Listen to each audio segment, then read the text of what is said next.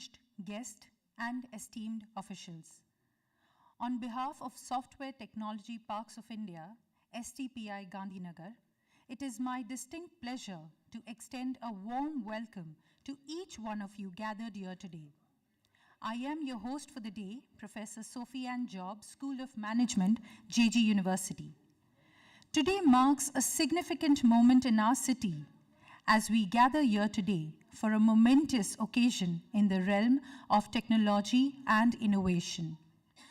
The launch of STPI, Centre of Entrepreneurship, CoE, FinGlobe at GIFT City, Gandhinagar for FinTech, banking industry and allied domains, and its first open challenge programs will open doors to modern economy. Entrepreneurs drive innovation and create jobs, contributing to economic growth and development. It spurs competition that leads to increased efficiency, better products, and services. Moving further, I consider this as my privilege to welcome our event's esteemed dignitaries to the dais to take their respective seats. May I please welcome Ms. Sonal Patwadekar, Jurisdictional Director, STPI Gandhinagar, Shri Rajiv Gupta, President, PB FinTech Limited. I request Shri Rajiv Gupta, President, PB FinTech Limited, to please come up.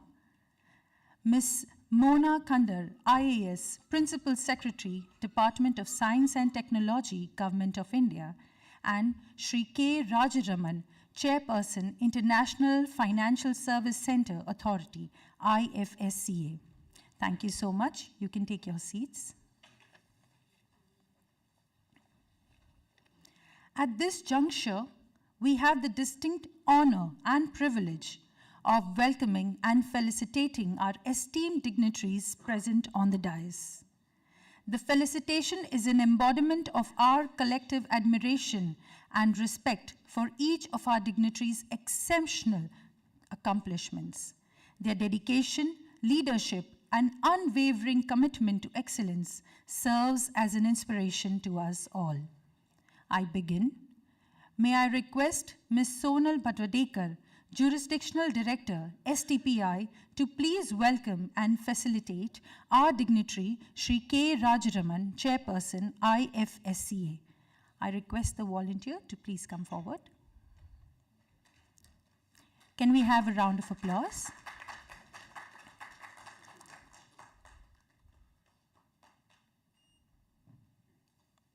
Thank you, sir. Thank you, ma'am. Once again, I invite Ms. Sonal Patwadekar to kindly honor Ms. Mona Kandar, IAS, Principal Secretary, Department of Science and Technology, Government of Gujarat. Thank you, ma'am. Ms. Sonal will now welcome and facilitate our dignitary, Shri Rajiv Gupta, President, Policy Bazaar and Paisa Bazaar, FinTech Limited. Thank you so much. I welcome Shri Anchal Pandey, Joint Director, STPI Gandhinagar, to welcome and facilitate Ms. Sonal Patwadekar, Jurisdictional Director, STPI Gandhinagar. Ma'am, if you can please come forward.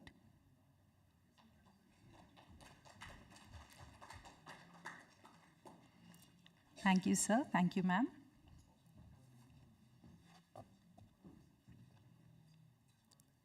Before we commence the proceedings, we have a special tradition that marks the beginning of our event, the lamp lighting ceremony,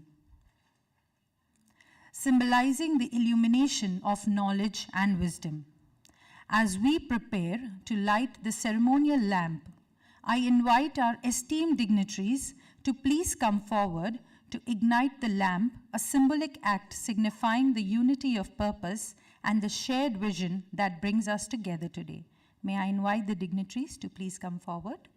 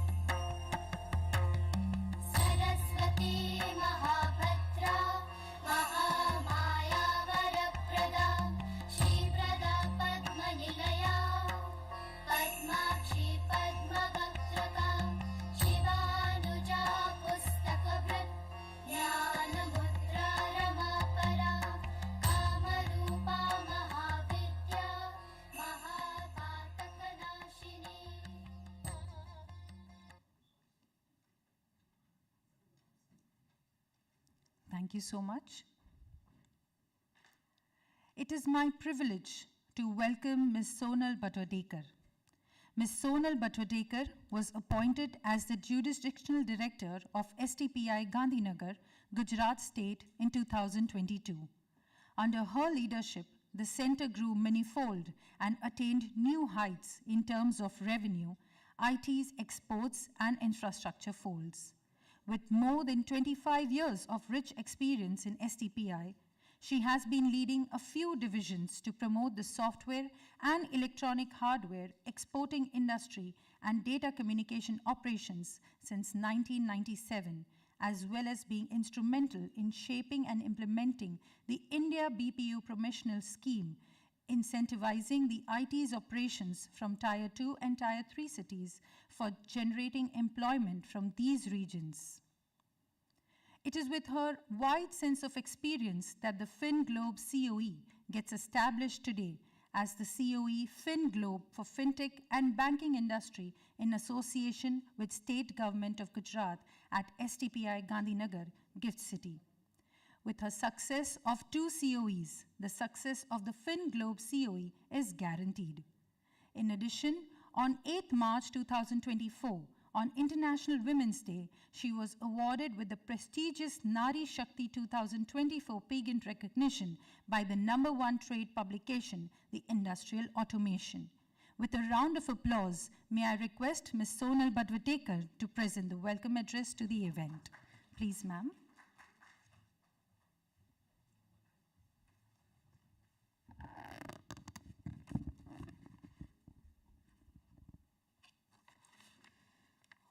Welcome and very good morning to all our distinguished guests. Chairperson IFSCI Shri Rajaraman ji, Principal Secretary DST Munna Khandar ji, and our Chief Mentor Shri Rajiv Gupta ji, and all our attendees, STPI, DST and GIL officials. Before I start, just want to convey that due to some emergency, our DG STPI Arvind Kumar ji, he could not come today, but he conveyed his best wishes for the inauguration and launching of this CoE today. So we'll start for this. And it gives me an immense pleasure to be part of the first milestone of this establishment of CoE for the FinTech and banking industry. This CoE is getting established at STPI Gandhinagar Gift City office in the association with the state government of Gujarat. So I'm very much happy and indeed to be proud of STPI, and because I can contribute by serving the software industry and startup community since 1995 through the STPI.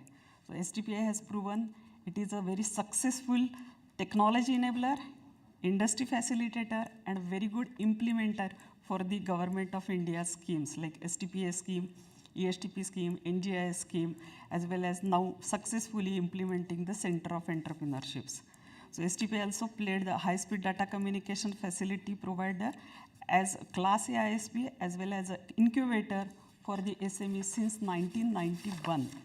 And in Gujarat, for the jurisdiction of Gujarat, STPI Gandhinagar was also established in 1991.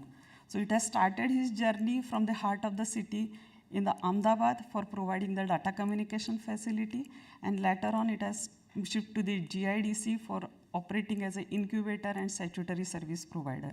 Then later on, a few years, they operated from the InfoCity as well, and after 2017, they have started operating from the Gift City.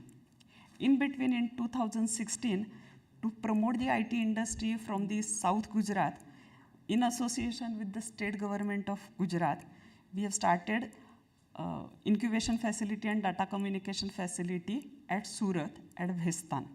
So under the jurisdiction of this Gandhinagar jurisdiction, today there are more than 300 software exporting companies who are taking the STPI services, statutory services, as well as they have shown the massive growth in financial year 22-23 in their exports, which is around 40%. And the value goes to rupees 7,000 crores. So it's a massive growth shown by the IT companies in the Gujarat. Out of these 300 companies, almost 120 companies are operating from Ahmedabad, and remaining companies are operating from the rest of the Gujarat, like Gandhinagar, Surat, then Bhuj, Anand, and other, Gandhinagar, this one, okay, Vadodara also. So STPI's Gandhinagar incubation services are also used by many SMEs, and they have started their operations from 5 to 6 employees and grown up to 40 to 60 and 90, and then relocated in their own premises. So that is a big achievement, the big support they got it from STPI. So, as we all know that Gujarat state is well known for its business spirit and entrepreneurship mindset. So keeping all the objectives of STPI to promote the startup and startup ecosystem in Gujarat for the FinTech and banking industry and allied domains, STPI-Gandhinagar proposed to set up this FinTech CoE. The objective of this CoE is to promote the resources by mentoring and providing the technology support, to provide the funding support, to augment the innovate ecosystem, to accelerate the startup, and to provide the laboratories, testing tools, sandbox, and state-of-art infrastructure. At the same time, we are providing marketing platform as well as mentorship to accelerate the startups. So in short, this CoE for the FinTech aims to give the support to the startups by providing 5 C's. So first C, to provide the collaborative support by bringing the ecosystem partners together. Second C, to provide the comprehensive system by giving inclusive support system. Third C is to provide the convenient system by making the adaptive and easy to scale up the startups. And fourth C is to bring the competitiveness by providing the support to the startup from the POC stage to the go-to-market stage. So fifth C is for making these startups creditable by providing the guidance to bring the startup to the high-level recognition to become reputed in the market. So keeping all these objectives in mind and looking at the success rate of the STPI in implementing the CoE, I am sure that STPI Gandhinagar and government of Gujarat will reach to the greater heights and will make sure that many more unicorns and decacorns will get formed from this CoE. So with all these few words, I would like to welcome all of you and request the dignitaries on dais to inaugurate the CoE today and the launch of its name as well as launch of its first open challenge program. This program will be further followed by the panel discussion, and the panelists are also very rich experienced panelists in the FinTech domain, so I'm sure the panel discussions would also be enlightening and helpful for the students, startups, and investor perspectives also. So before concluding, I would like to thank our dignitaries as well as our DG sir also, who has supported the guidance, all the time support, as well as especially for this particular event of launching the CoE. So I would like to thank all the dignitaries on the dais for making them available for today and launching the CoE. So thank you all.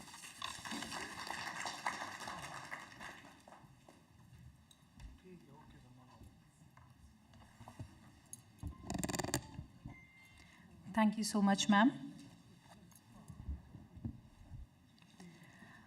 I consider it as my honor. I'm sorry.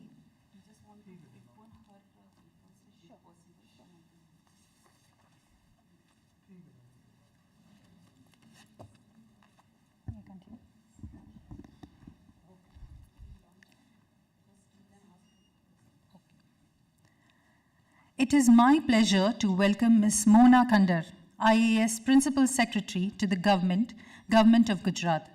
Ms. Mona Khandar presently holds the crucial role of Principal Secretary of the Panchayat, Rural Housing and Rural Development Department, a distinguished civil servant within the esteemed Indian Administrative Service with an extensive career spanning over 25 years, navigating challenging roles at various levels of governance. She concurrently serves as the Principal Secretary and Commissioner for Revenue Inspection in the Revenue Department, along with being the Principal Secretary for the Department of Science and Technology. Academically, she completed her degree from Harvard Kennedy School and pursued her post-graduation studies at Cyprus University. Prior, she is a graduate from Mumbai University. Her academic background complements her professional expertise, underscoring her commitment to continuously learning and excelling in public service. Ma'am, with due honor, I welcome you to address the Assembly.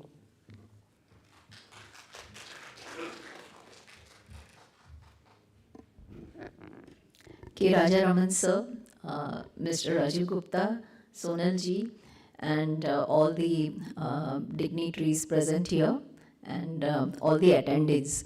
This is a very important moment in our journey that has begun towards making Gujarat FinTech hub, and more so, Gift City, to set up a FinTech hub at Gift City.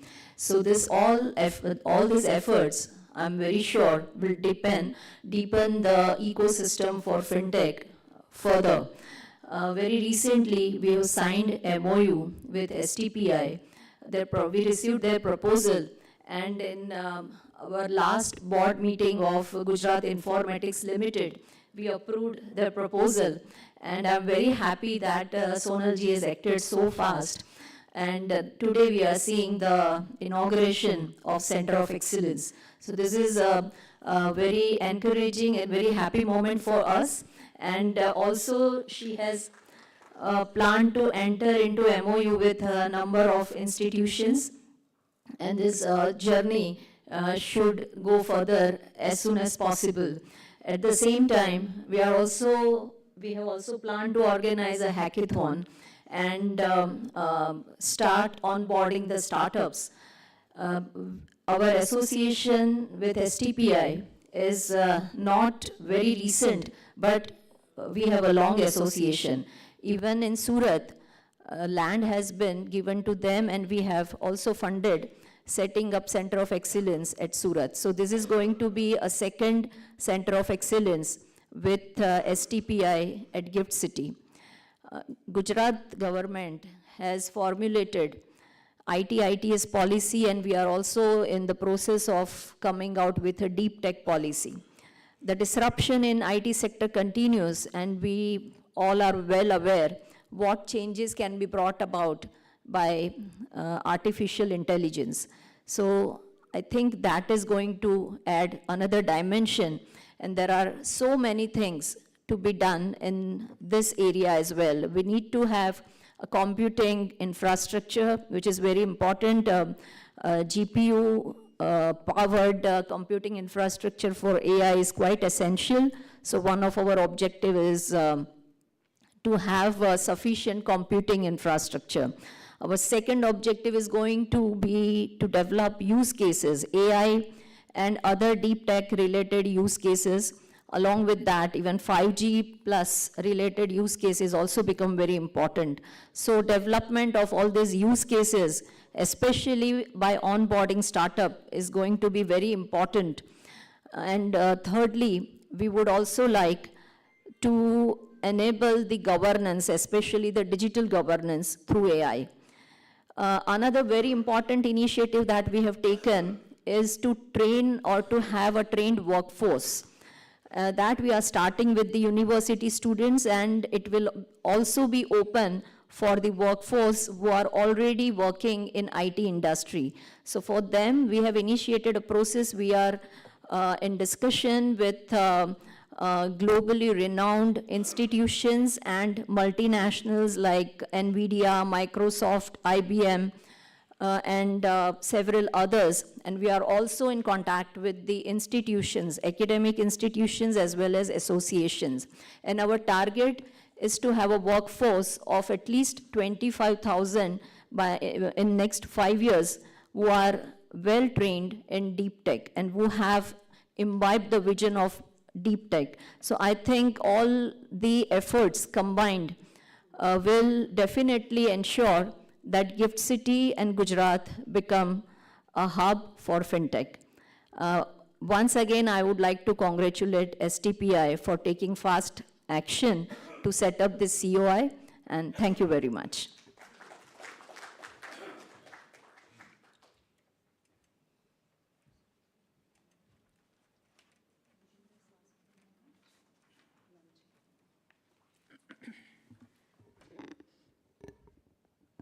Thank you so much, ma'am.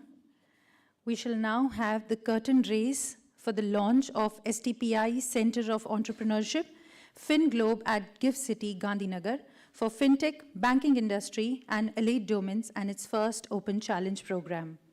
The first Open Challenge program represents a bold and visionary initiative. We are incredibly excited about the potential of the first Open Challenge program to catalyze positive change and drive meaningful impact. We believe that we can unlock new possibilities and unlock new opportunities for progress. May I request our stage volunteer to kindly present the remote to our esteemed dignitaries, Shri K. Rajaraman and Ms. Mona Khandar, for the digital launch of First Open Challenge program. I also request the dignitaries present on the dais to please join them.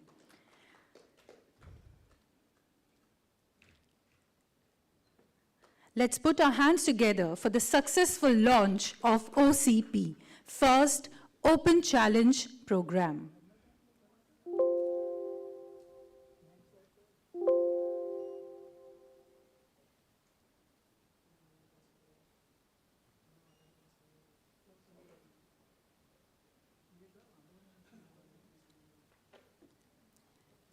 I request the dignitaries to kindly have one more press to the button.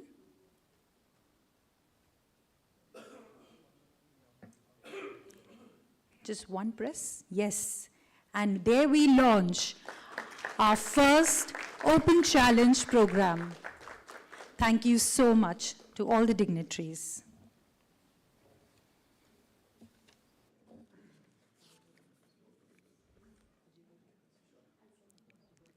Thank you so much, Mona ma'am, for your presence today.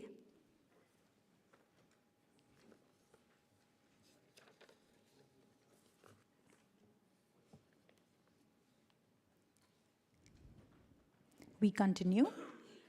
I consider it as my honor to welcome the Chief Mentor, Shri Rajiv Gupta, President of PB FinTech Limited, who has over 33 years of leadership experience. With a proven record of building and scaling large businesses, Mr. Gupta has been extensively working across the banking, insurance, and security sector. A man responsible to be the driving force of new strategic initiatives, risk management, and advocacy across the PB FinTech Group. It is he who identifies the group's key policy and regulatory issues to drive the policy advocacy by engaging directly with government policy makers, regulators, industry associations, and other strategic stakeholders. Mr. Gupta has previously offered his service at GE Capital, ICICI Limited, HDFC Securities, Willis Tower Watson, SBI Life, and has also firmly managed to have his own startup named Insta Remedy.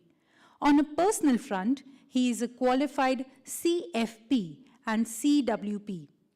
It is a matter of pride that during his school days, Mr. Gupta has represented the country many times for key international assignments. Sir, I welcome you to address the gathering.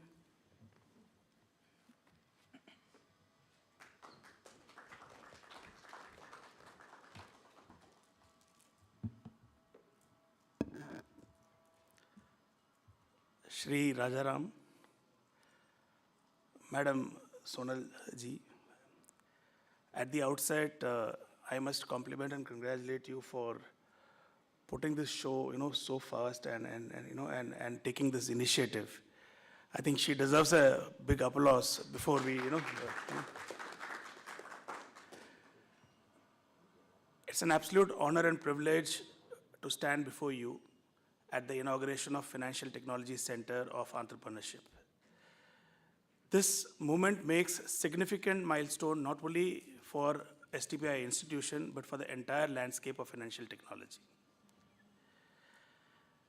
As we gather here, we are witnessing the convergence of two powerful houses, finance and technology. The fusion of these domains has given rise to groundbreaking innovations, transforming the way we conduct transactions, manage investments, and interact with financial systems. I'm sure the establishment of this center underscores the commitment to fostering entrepreneurship in the field of financial technology. We recognize that innovation thrives in environments where ideas are nurtured, collaboration is encouraged, and resources are readily available. This center will serve as a hub for budding entrepreneurs, providing them with the support, guidance, and resources they need to turn their vision into reality. As I say this, I also want to tell you, when we started in 2008, there was no such support system when Policy Bazaar was launched in 2008. And today, this government has brought in so much support through STPI, through METI, through all other associations, including Atal Incubation Center, Startup India, and now, of course, the Gift City. I think this is absolutely the right time for budding entrepreneurs to come forward and come out with good ideas and look at starting their own venture.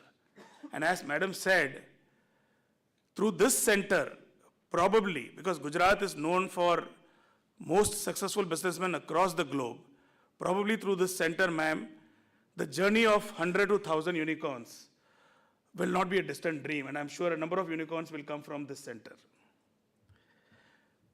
In today's rapidly evolving world, staying ahead of curve is imperative. The financial landscape is undergoing unprecedented changes, driven by advancements in technology, shifts in consumer behavior, and regulatory reforms. To thrive in this dynamic environment, we must embrace innovation and adaptability. This center will not only be a catalyst for innovation, but also a platform for knowledge exchange and collaboration. By bringing together entrepreneurs, industry experts, and academia, the center aims to create a vibrant ecosystem where ideas are incubated, refined, and scaled. Through collaborative efforts, we can address the challenges facing the financial industry and unlock new opportunities for growth and development. I would like to extend my gratitude to all the stakeholders who have contributed to the establishment of this center, from our partners and sponsors. Your unwavering support and dedication have been instrumental in bringing the vision to life. As we embark on this journey, let us embrace the spirit of entrepreneurship, creativity, and collaboration. Together, we can shape the future of financial technology and create a more inclusive, resilient, and sustainable financial ecosystem for generations to come.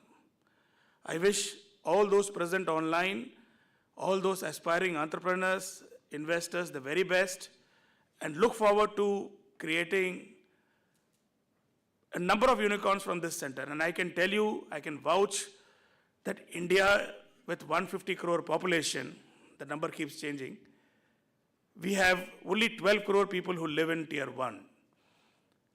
And there is 28 crore people who live in tier 2, and there is 100 crore people who live in tier 3. What the unicorns have done today is probably only in the 12 crore population, and to some extent in the 28 crore, tier 2 cities. There is immense opportunity across the rural India, immense opportunity for people to start something. I can give you one example and probably end the conversation there, that health insurance is one of the most ignored segments. So through technology, through financial technology, if somebody can explore on how we can reach to every nook and corner of this country, every taluka, every village, trust me, we could create 5 unicorns only from this, business. I wish all of you the very best, and thank you once again, ma'am, for giving me the opportunity to be a chief mentor for this, wonderful center. Thank you.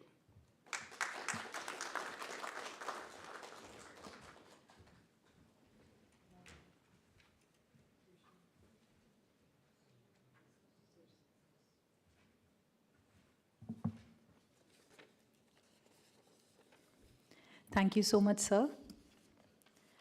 Moving ahead, I consider it as my honor to welcome Shri K. Rajaraman. Shri K. Rajaraman is currently the chairperson of International Financial Services Centre Authority, IFSCA. He has a wide experience of nearly 35 years in various leadership roles in Government of India and Government of Tamil Nadu. Prior to this, Mr. Rajaraman served in the Indian Administrative Service as the Secretary to Government of India in the Department of Telecommunications. He started his career as a design engineer in BHEL Trichy and also held various rich and varied administrative positions in the areas of investment promotion, foreign direct investment, public sector undertakings, industrial infrastructure, VAT administration, etc. Additionally, he was the MD of Chennai Metro Railways for nearly 4 years, Commissioner for Commercial Taxes in Government of Tamil Nadu, and the Joint Secretary Expenditure in Government of India. He also served as the Additional Secretary Investment, IER and Administration in the Department of Economic Affairs, Ministry of Finance. Let's put our hands together for Sir as he welcomes the address.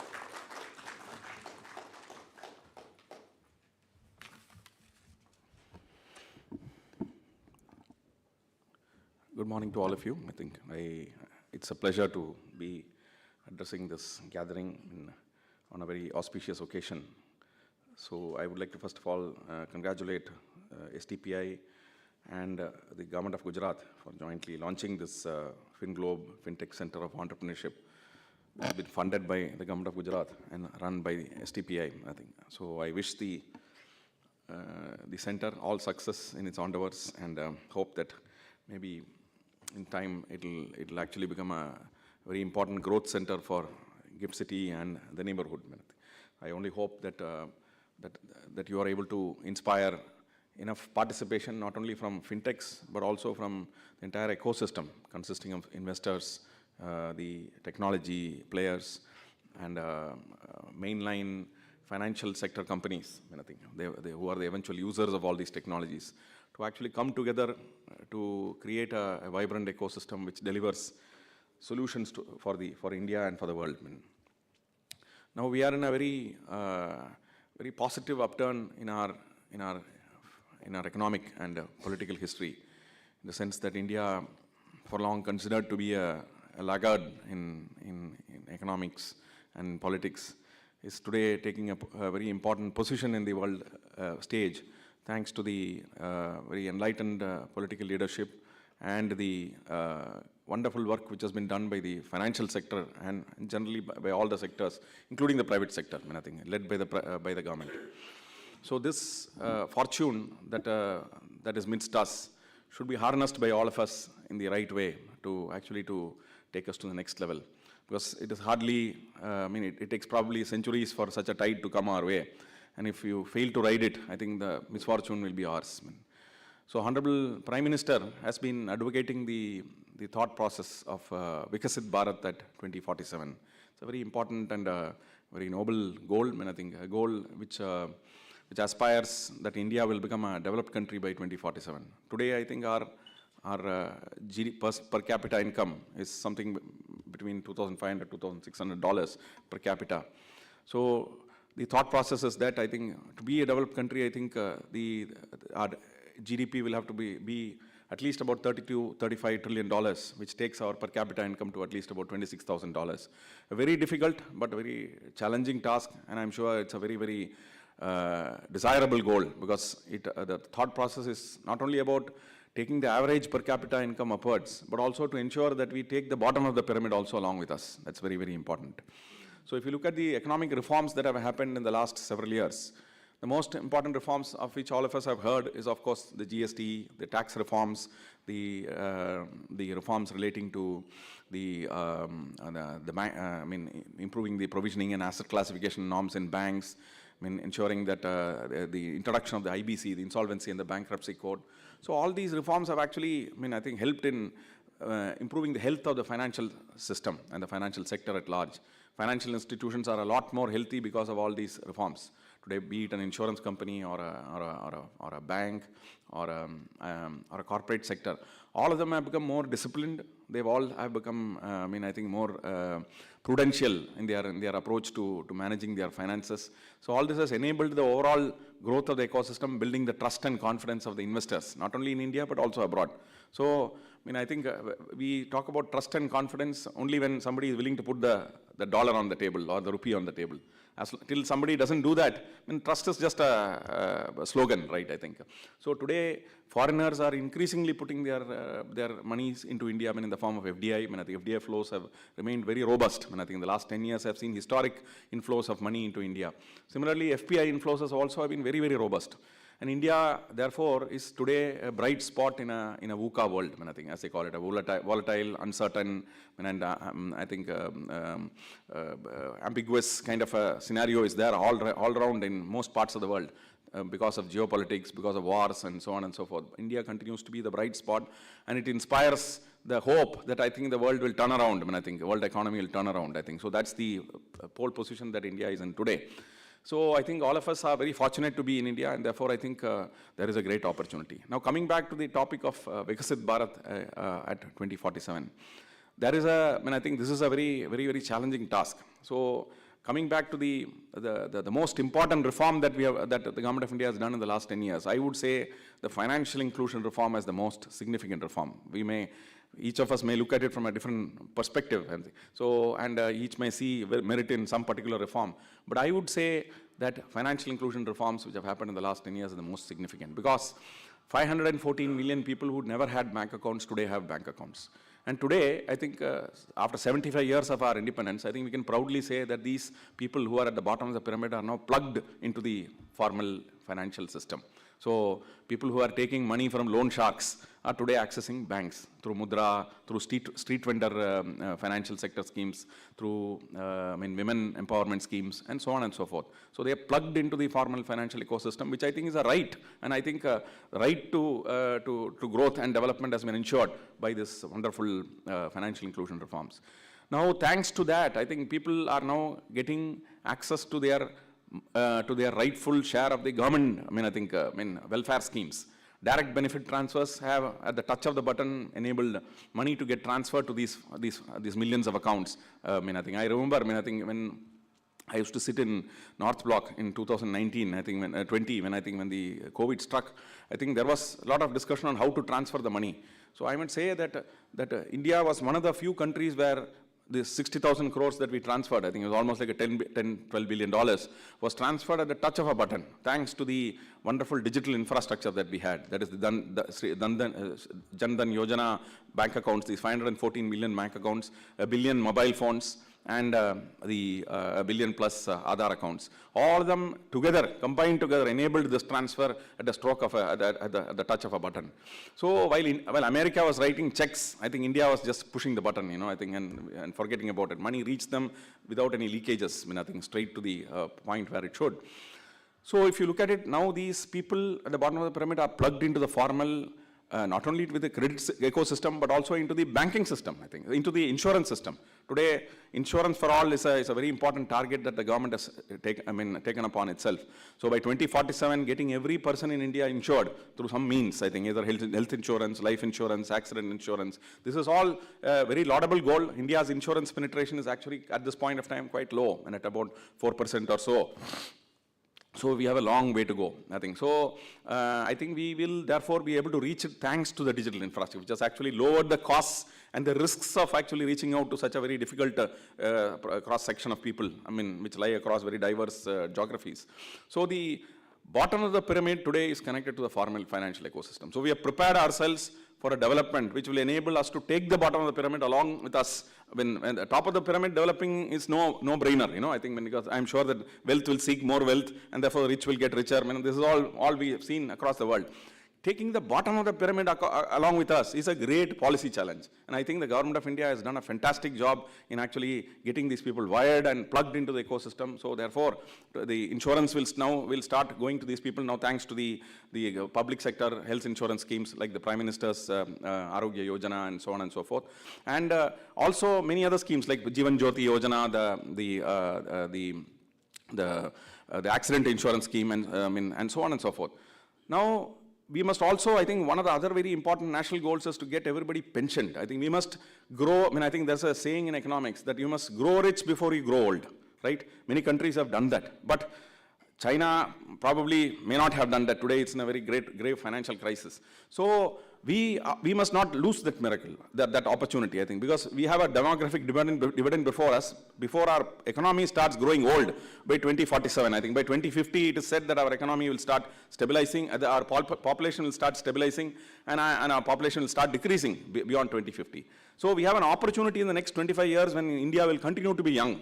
So during that time, we must start ensuring that the pensioning system also in India gets very, very intense. Every person, I think, should have access to a pension account. Be he a millionaire or he or she is a Manrega employee, worker down in the village. So all these people should have a pension account, whether it is 5 rupees or 50 rupees or 5,000 rupees. You should be able to save it out of your monthly income in an automatic way. I'm sure that digital technology will all enable us to happen. So these are some of the problems which I'm throwing to the fintechs who are listening to this conversation. So I would feel that we must become an insured society. We must become a pension society. Not only that, I think today, if you look at it, I think in 2014, our stock markets had hardly about 10 million people on our, I was told about some 80 lakhs maybe, and nearly 10 million people who had demat accounts. Today, nearly about 90 million people have got, 90 million plus people have got demat accounts. So this has happened because more and more of the bottom of the pyramid have moved to the middle class, and the middle class has now started investing in the stock markets. So I'm sure that maybe India at 2047 will have a lot of young people who will have some amount of wealth in their hands and will be able to invest even in the stock markets. Not only spend for themselves, but also invest and invest for the country. So therefore, I think we must have fintech solutions for the poorest. I see a lot of fintech solutions emerging, which actually breaks up the stock market into very simple platform for investments. So fintech for the capital markets, this is a very important goal. If you want India to become a developed country, it is not enough that we actually get the foreign direct investment and FPI investments from abroad. We must generate capital ourselves. We generate a lot of capital.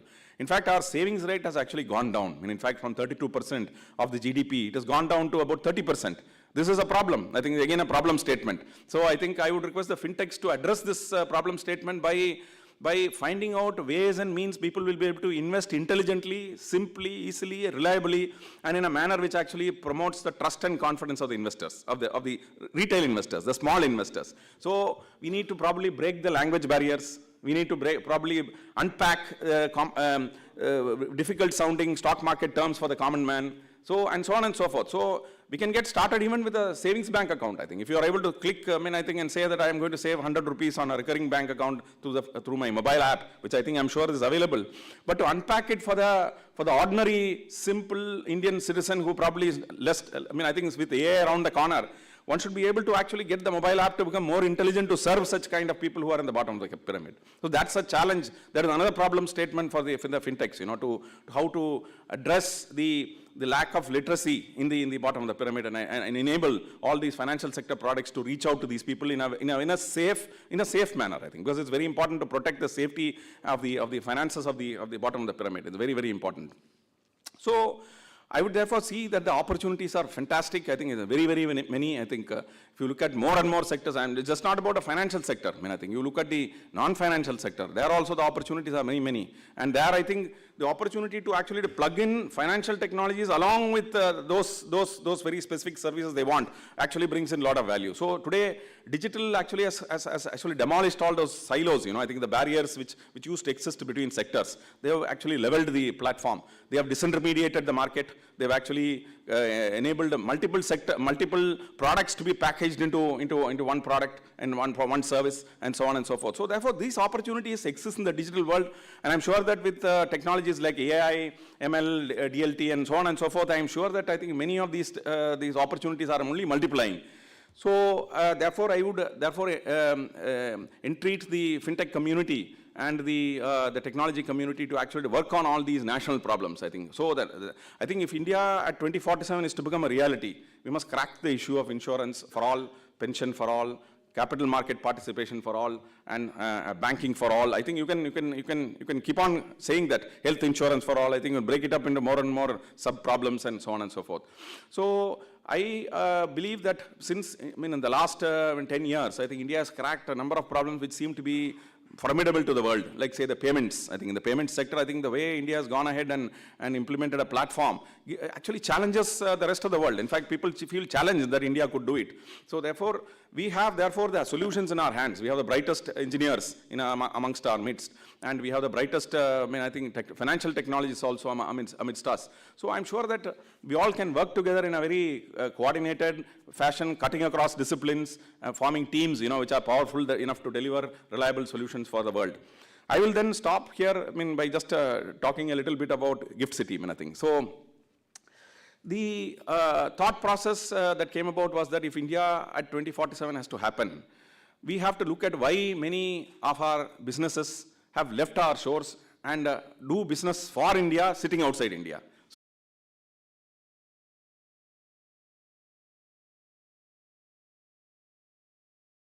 Probably the Honorable Prime Minister had when he launched the thought of having a Gift City, a financial tech center in Gandhinagar, Gujarat. That was in 2007-8. Now, we built the tagline of onshoring what is offshore, I think. So a lot of companies, like for instance, funds, I think, alternate investment funds. Many of them are sitting in Cayman Islands, Mauritius, Virgin Islands, wherever you name them, Singapore, Mauritius, etc., and they continue to invest into India.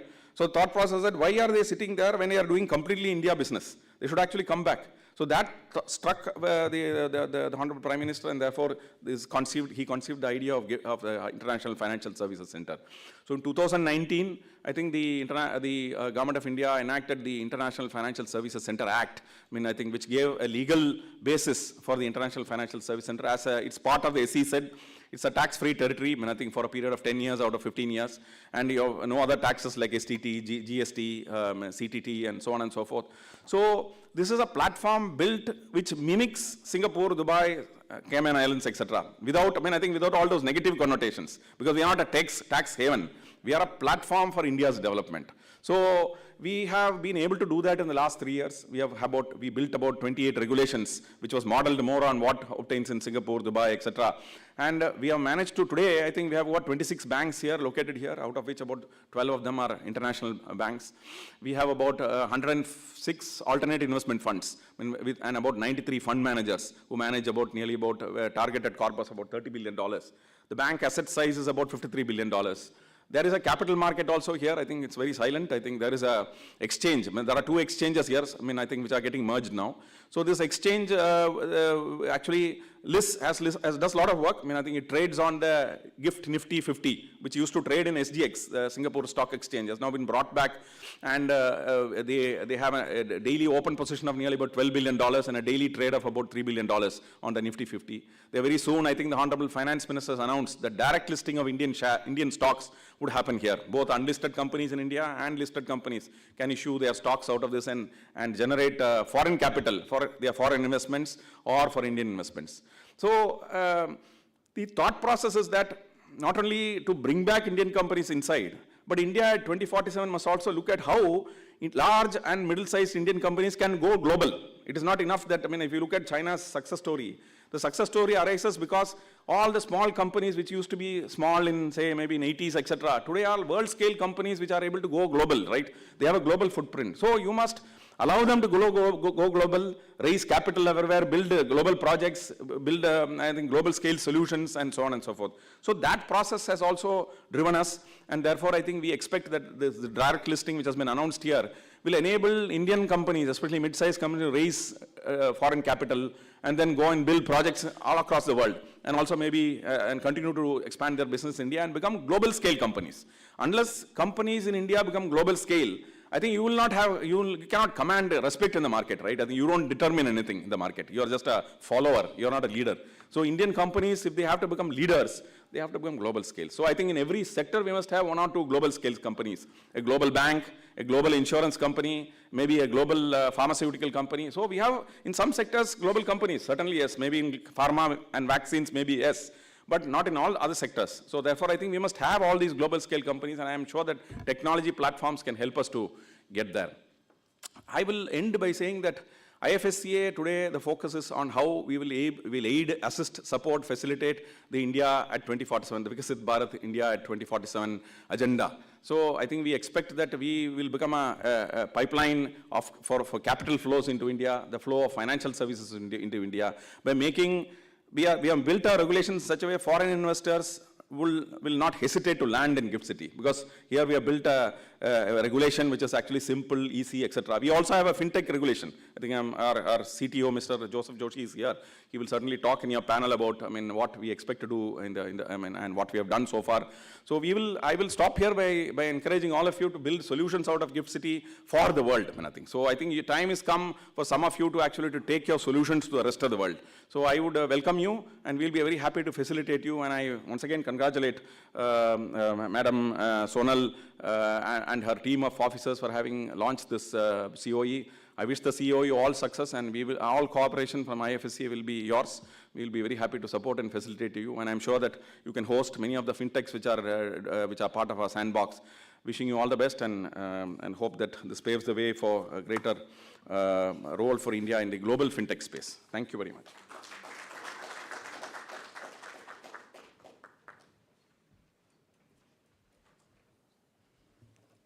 Thank you, sir. I recollect a quote by Henry Ford at this hour, as I believe it sums up a valuable insights and knowledge each of our dignitaries has offered to the gathering today. Coming together is a beginning, keeping together is progress, and working together is success. As we delved into the heart of today's program, I recognize the importance of leveraging multimedia tools to enhance our understanding and engagement. In line with this objective, we are about to embark on a visual journey that promises to provide deeper insights and clarity on the FinGlobe Centre of Entrepreneurship, CoE, at Gandhinagar. This video presentation has been thoughtfully curated to complement the discussions and offer a richer perspective on the key themes we are exploring today. I request the volunteer to please play the video.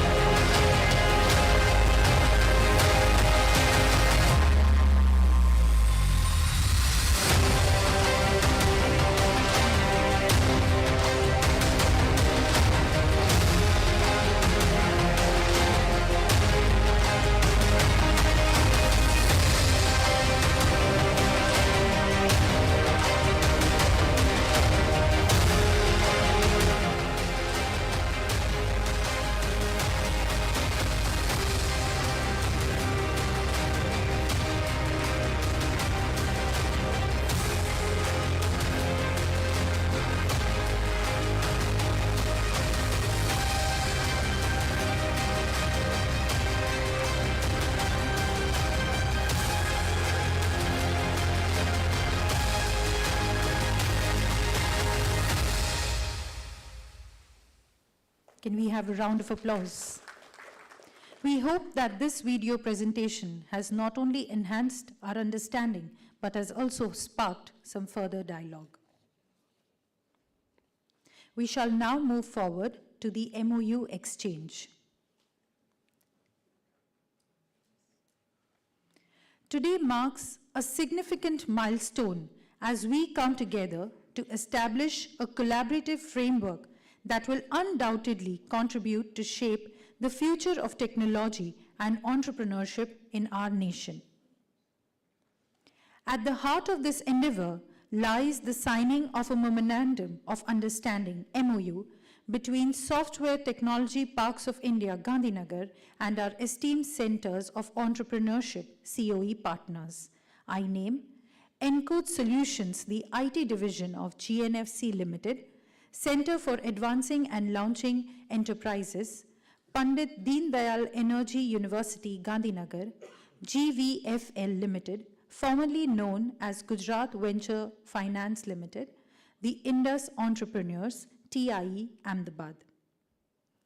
It is with great pleasure that we introduce Encode Solutions, the IT division of Gujarat Narmada Valley Fertilizers and Chemicals Limited, GNFC.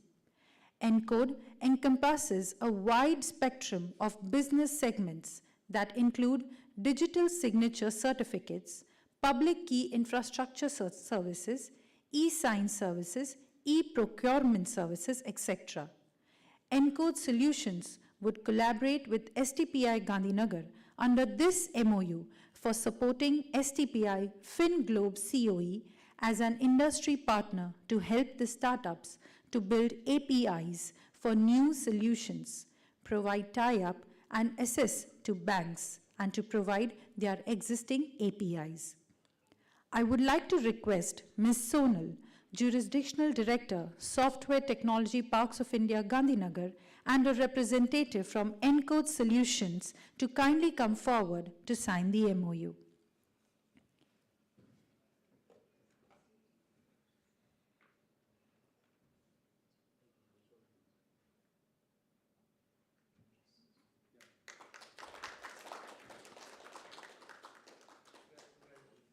Congratulations.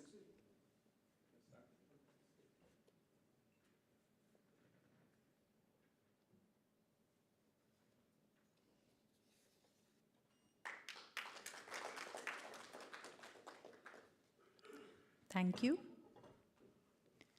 Centre for Advancing and Launching Enterprises, CRADLE, is a technology business incubator promoted by Entrepreneurship Development Institute of India and supported by National Science and Technology Entrepreneurship Development Board, DST, Government of India.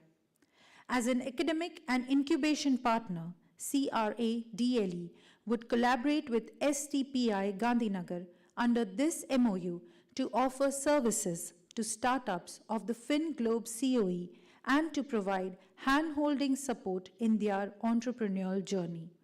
I would like to request Ms. Sonal, Jurisdictional Director, Software Technology Parks of India, Gandhinagar, and a representative from Centre for Advancing Launching Enterprises to please come forward and to sign the MOU.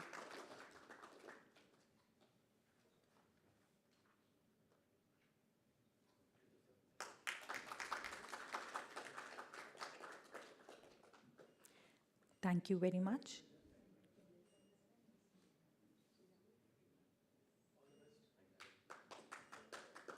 Thank you.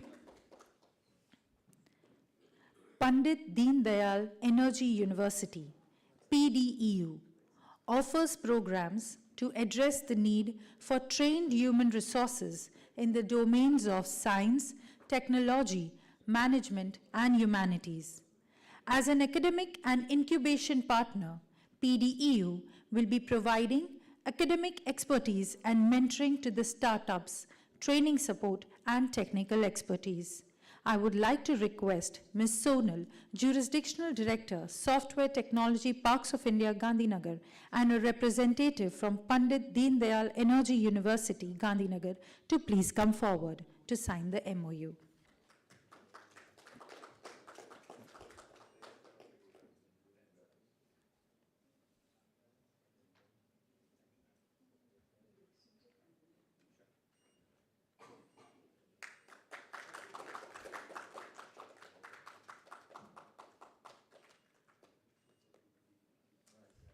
Thank you so much. GVFL Limited is widely regarded as pioneer of venture capital in India. It is an independent, autonomous board managed venture finance company based in Ahmedabad, Gujarat, India.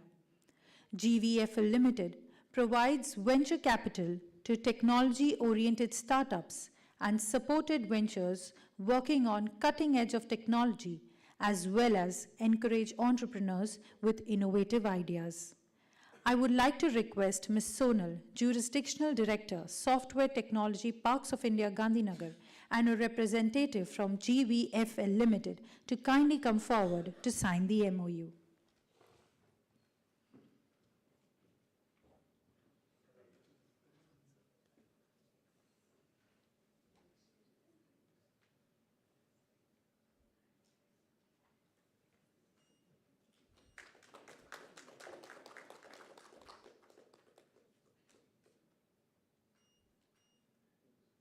Thank you so much.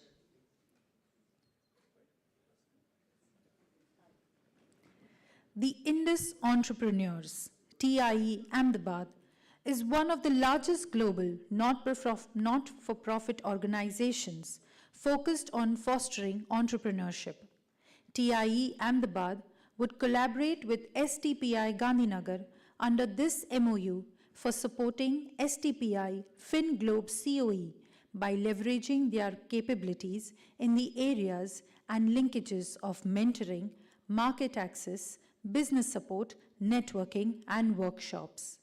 I would like to request Ms. Sonal, Jurisdictional Director, Software Technology Parks of India, Gandhinagar, and a representative from the Indus Entrepreneurs TIE Ahmedabad to please come forward.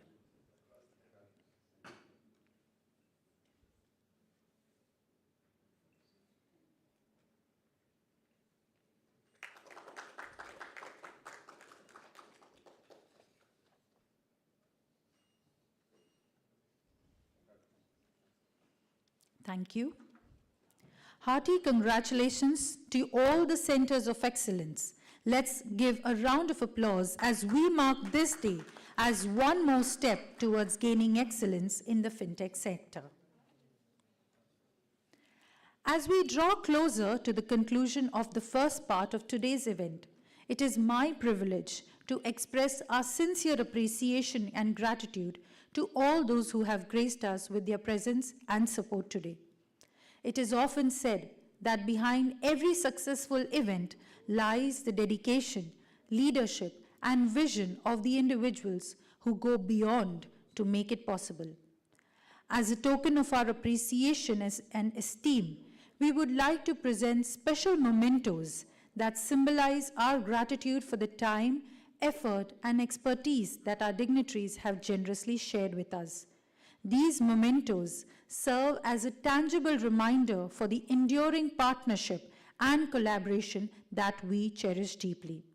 Without further ado, I request Ms. Sonal Bhatwadekar, Jurisdictional Director, STPI, to present the memento to our dignitary, Shri K. Rajaraman, Chairperson, IFSCA.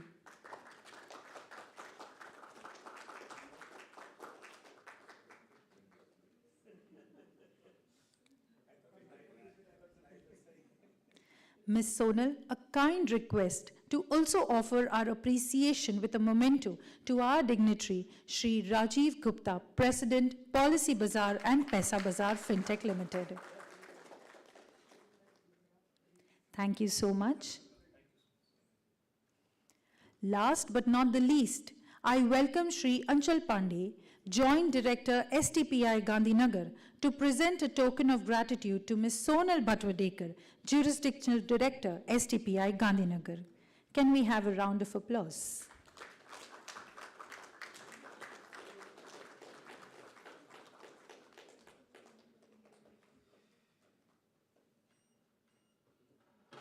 Thank you so much.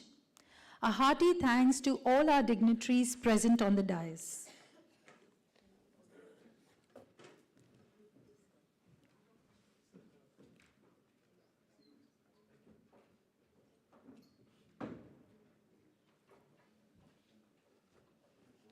As we mark the end of session 1, a warm welcome to all our dignitaries and stakeholders to visit CoE facility. Alongside, I request our respected guests to kindly move forward for the refreshments. We will soon resume into session 2 of the event, the panel discussion with our esteemed speakers on evolving FinTech ecosystem and opportunities ahead of startups. Thank you.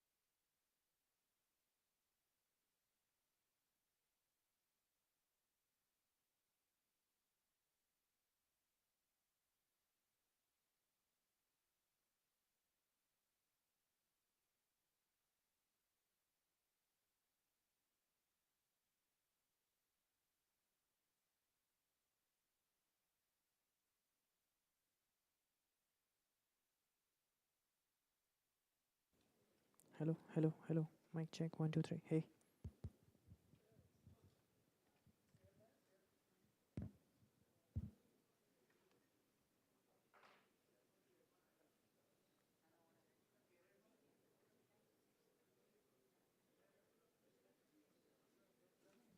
Hello, hello.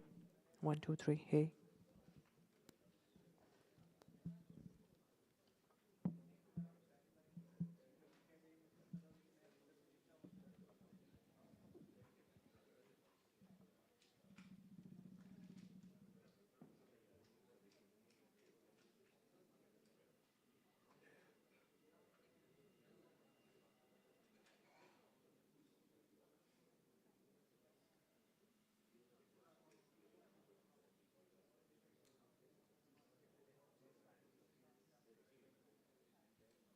Hey.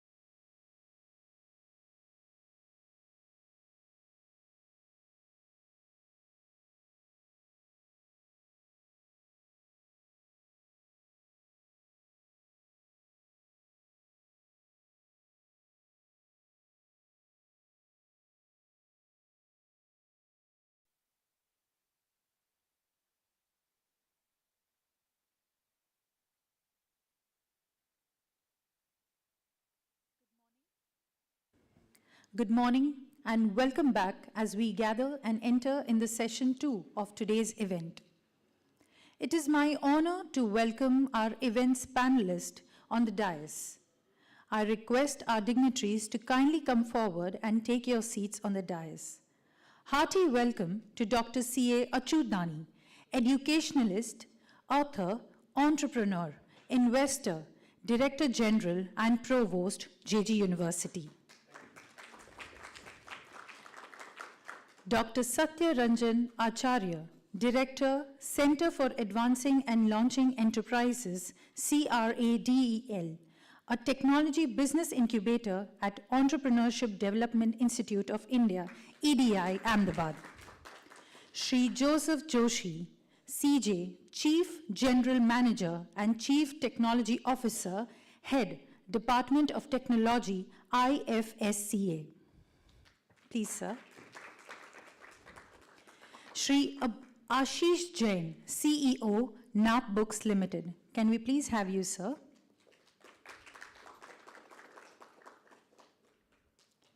Shri Jinan Shah, founder, promoter, MD, and CEO, Online PSB Loans Limited.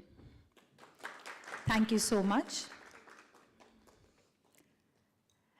As we navigate through the complexities and nuances of evolving FinTech and the opportunities it brings, we have the privilege of drawing upon the expertise and diverse viewpoints of our esteemed panelists.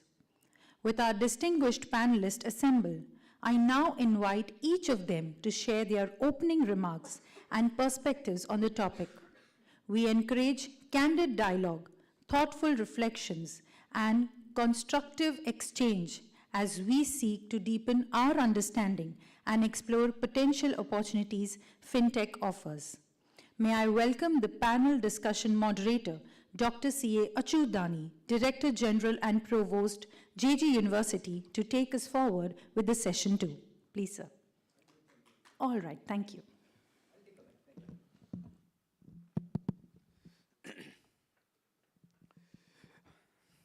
It is 11:59, so good morning. Right, I'm absolutely on time to wish a good morning to everybody here. It is my pleasure and privilege to be here on this esteemed panel with such amazing people. Let me start by introducing myself initially. I'm Dr. Achyut. Professionally, I'm a chartered accountant. I'm a CACS, but I have been into academics all my life. Currently, I head JG University as a Director General and Vice Chancellor. I'm an avid reader and an investor and enthusiast about the startup ecosystem. And being a chartered accountant, FinTech has been at the core of my interest, and that's the reason why I'm here. Today, I'll be moderating this session, and I would be requesting each of the panel members here to briefly introduce themselves along with the company or the background they possess. Thank you very much. Hello. Morning to all. My name is Satya Acharya. I'm again background with the finance and agriculture, and currently professor and director at Department of Entrepreneurship Education, EDII, which is a 40-year-old institute promoting, created by the developmental banks to support entrepreneurship across India. And I'm also director with the Incubation Center, which is DST-sponsored incubator from the operating for last more than 5 years and actively involved in the Gujarat startup ecosystem in terms of supporting startups. Thank you for giving a chance and interacting with all of you. Thank you. Probably now it's good afternoon. So my name is Joseph Joshi. I'm right now here with IFSCA, the regulator for GIFT IFSC. So here I head the FinTech division and the technology division. And we are responsible for the regulations, the regulatory framework, giving the authorization or licenses within the IFSC zone for FinTechs and also tech fins. Probably I'll talk about it a little later. Prior to this, I was in Mumbai. I was working with RBI. I was their tech subsidiaries, one of the co-founders when Dr. Raghuram Rajan was the governor. We set it up 2016 onwards. I was there before moving here. And prior to that, I was with an IT MNC. I was working out of Houston, Bay Area, Calgary, Mexico City, and all those places. So thought it's time to come back and give back to the country. So I'm here. Thank you. Hi. Okay. So I am Ashish Jain, CEO NapBooks Limited. We were one of the few, I would say one of the first startups from Gujarat ecosystem to get listed on, in the tech space, to get listed on BSE startup platform. So we are now a listed entity, and we are under the regulations from everywhere. And we are been from 2017, we have been in the FinTech space and seen the ups and downs from multiple things. We are one of the first we were the first of the selected startups, or rather selected softwares in GSTN, and which were given free to the people, holders at less than 1.5 crores. And it has been quite a journey since 2017 to 2024. And everyone, thank you very much. Yes, so this is Janandyar. So I'm the founder of a company known as Online PSB Loans. It started in 2015. Since then, in 2018, this company got all the top banks as shareholders. Today, we have got more than 50% holding held by banks and institutions, including the top banks like SBI, HDFC, Bank of Baroda, Indian Bank, SIDBI, and so now we are also having a British Impact Fund as a shareholder. And more institutions are coming as shareholders going forward over next quarter. The key achievements of this company include, in 2018, Prime Minister of our country inaugurated for MSME a platform called as 59-minute loan to MSME. This was inaugurated. After that, in 2022, there was a platform called as Jan Samarth inaugurated by Prime Minister. 2 weeks back, there was a platform for warehousing receipt-based finance inaugurated by the Honorable Minister. And tomorrow there is an inauguration of another platform for the Jan Aushadhi Kendras being inaugurated by the Health Minister. And a common thing for all these inaugurations was a back-end infrastructure technology like Intel Inside we call, was this Ahmedabad-based company which is OPL, and that is how the journey has been. We have grown from a 6-member team to 250-member team today, and growing further also. So entirely based out of Ahmedabad. Thank you. Thank you, Jinan sir. We are proud of you, sir. And as you can see that we have got a very perfectly balanced panel for the topic which we are discussing today. It is about evolving the fintech ecosystem and opportunities ahead for the startups. So we have Jinan sir and Ashish sir, who are actually from the fintech background, and they have created something over a period of time from 2015 to now for Jinan sir, 2017 to now for Ashish bhai. At the same time, the survival of fintech and growth of fintech depends on two more important pillars. One is regulation, so Joseph sir is there, and one more is which is required is the support system and a platform, and that is available through the Satyaranjan sir. So I believe that this is a system wherein, this is a panel wherein entire system is falling in place. So let me give my opening remark to this, and then we'll take a few questions which will be affecting the fintech and its relation with the startup ecosystem. Let me put some facts in front of you. Worldwide, globally, currently, the investment in the fintech ecosystem has been more than $180 billion. $180 billion till now has been invested in the fintech ecosystem or a fintech domain. Another important finding is that one in every three persons in the 20 developed economies are using minimum 2 financial services or 2 fintech services, right? So this is what is the per se, the all pervasiveness of the fintech industry which is coming in. And I believe that we are already on the train, and we are moving towards a very good, we are moving with a very good speed towards achieving the goal which this ecosystem can generate for all of us. So taking this discussion little ahead, I would request all the panel members to express their opinion on certain issues which have been identified. So to start with, I would request Janan sir to take the first question for the panel, and that is about, could you please share your thoughts on the current state of fintech ecosystem and how it has evolved in recent years, according to your perspective, sir. And I will also request other panel members, as and when they feel, they can give their own inputs. Thank you, sir. So fintech ecosystem has evolved in a very, very unique way. In 2015, when we started the company in Ahmedabad, we did not know we will be called a FinTech. Okay, and that time UPI had just evolved, and everyone today in FinTech, whenever it comes, it starts with UPI. That's the way UPI has scaled up. Today, the payments industry has matured. Means it was like everyone was fascinated that what is going to happen, but payments industry getting mature to this level, and the regulators, he will definitely talk on the regulations, how it is impacting, and everyone today talks about regulations and Paytm today. But that is where the regulators will come upon. But maturity level of any industry is the key thing to know. So payment industry has evolved. You have got the top players, and every one of us has payment linked app with us today, and we are all using it. So that is the maturity level. The second comes lending industry, which is where we work. That is considered to be a massive opportunity today to the FinTech companies because it is yet to mature.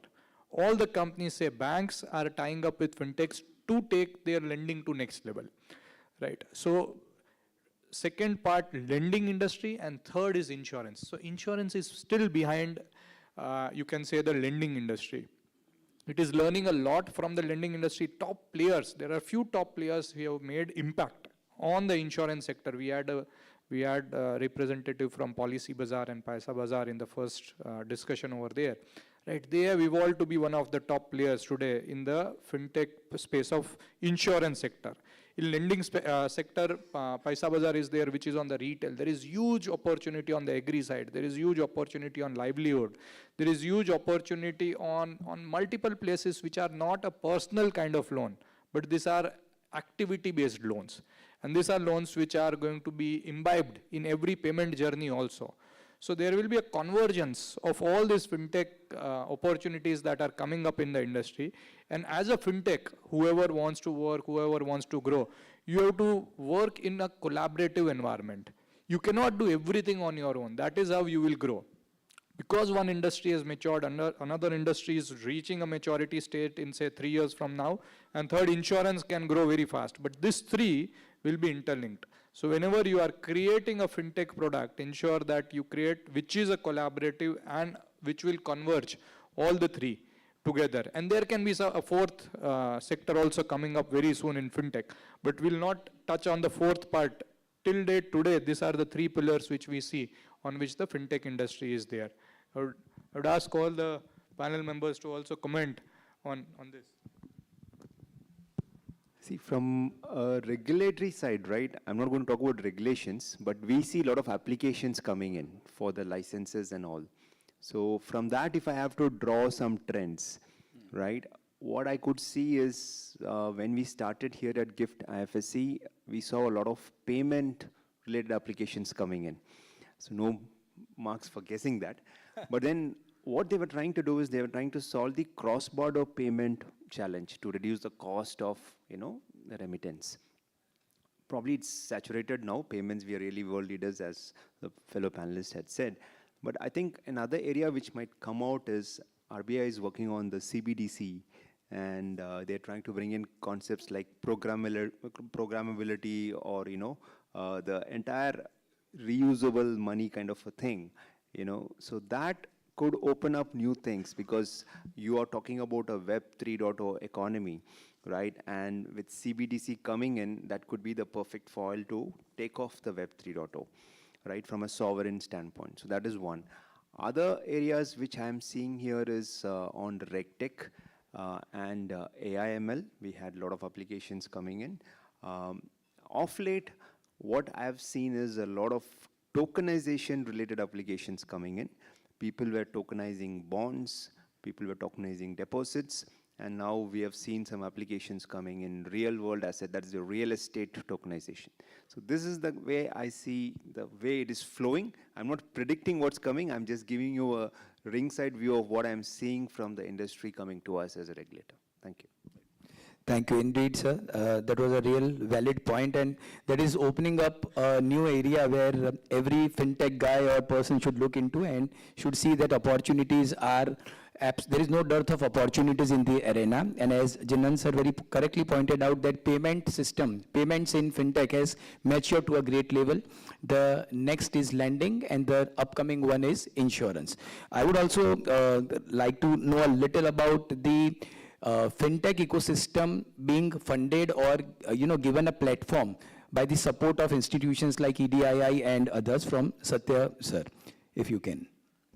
Thank you.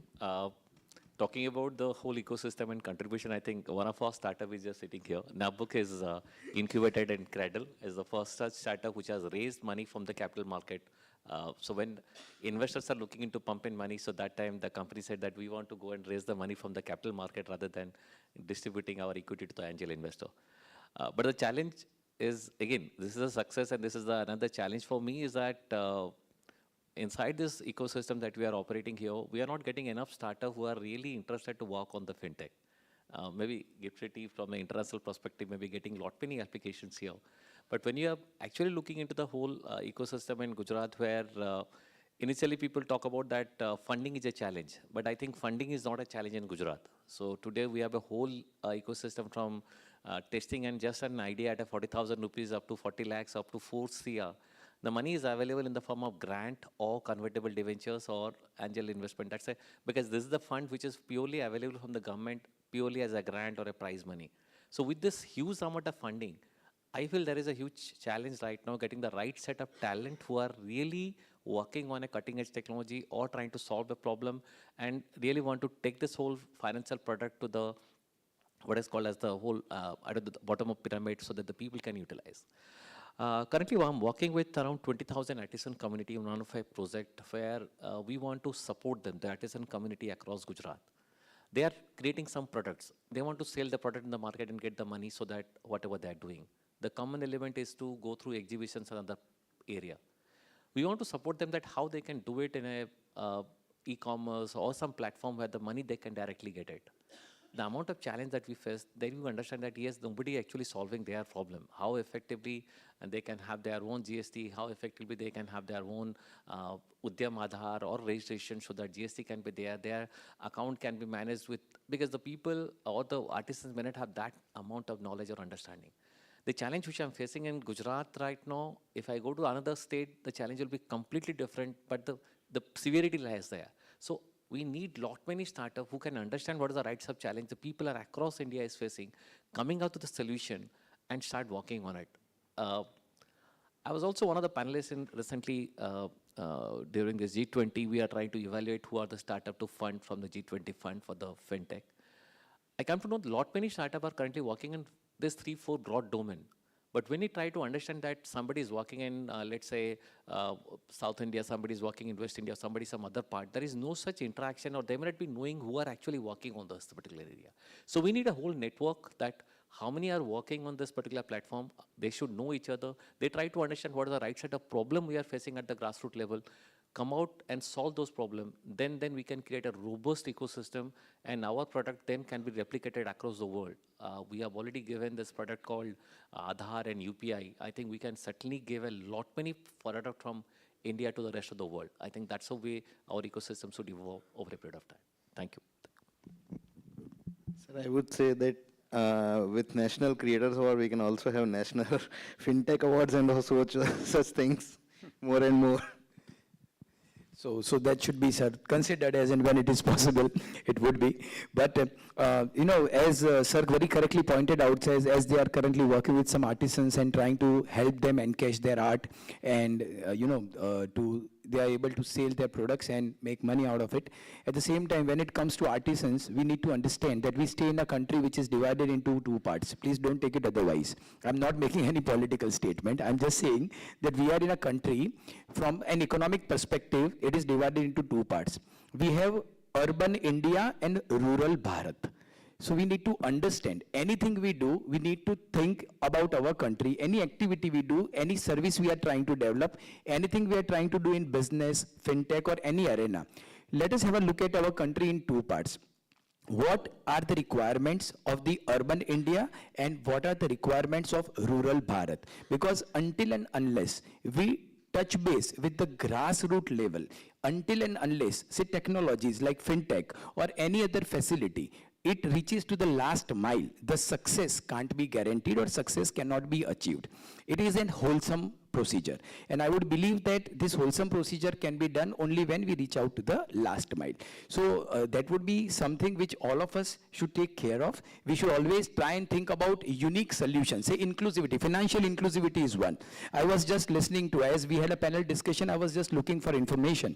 So I was looking for information and I just Googled it and tried to find out that all across the world what is happening. So there are more than 2 billion people across the world who are not availing the banking services. They do not even have bank accounts with them, right? How do we reach out to them?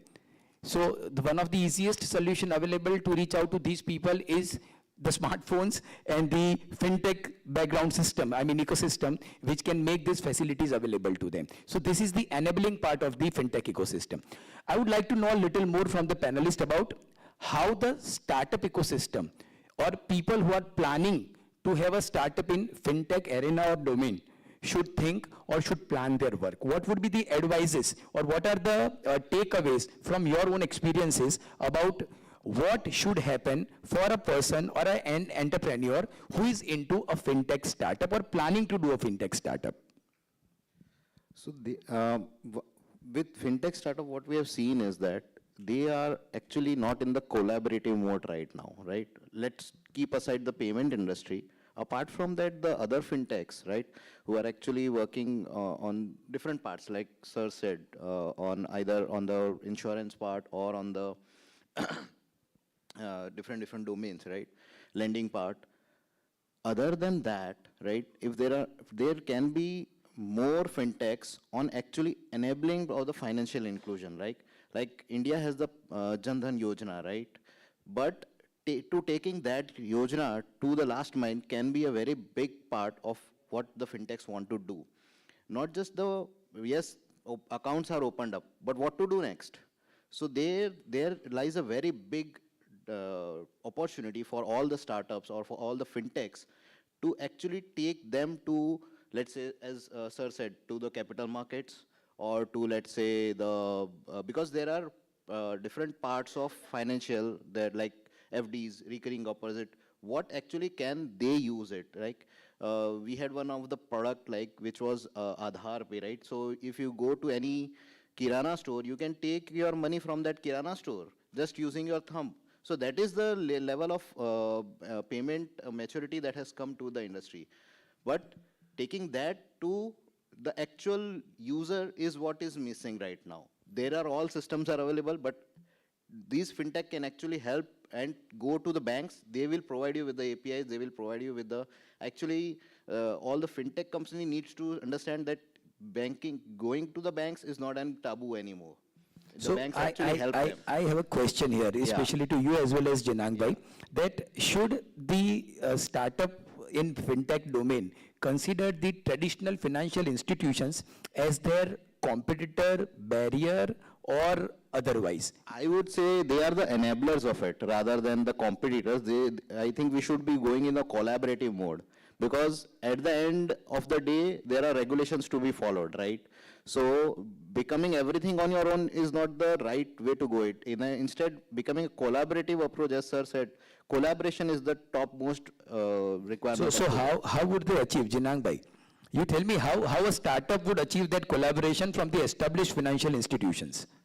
Yes, so that was the most difficult part in our early startup. You know, when our company was there in 2015, 16, 17, going to bank and telling them use our system, use our platform, and they are saying that we will evaluate.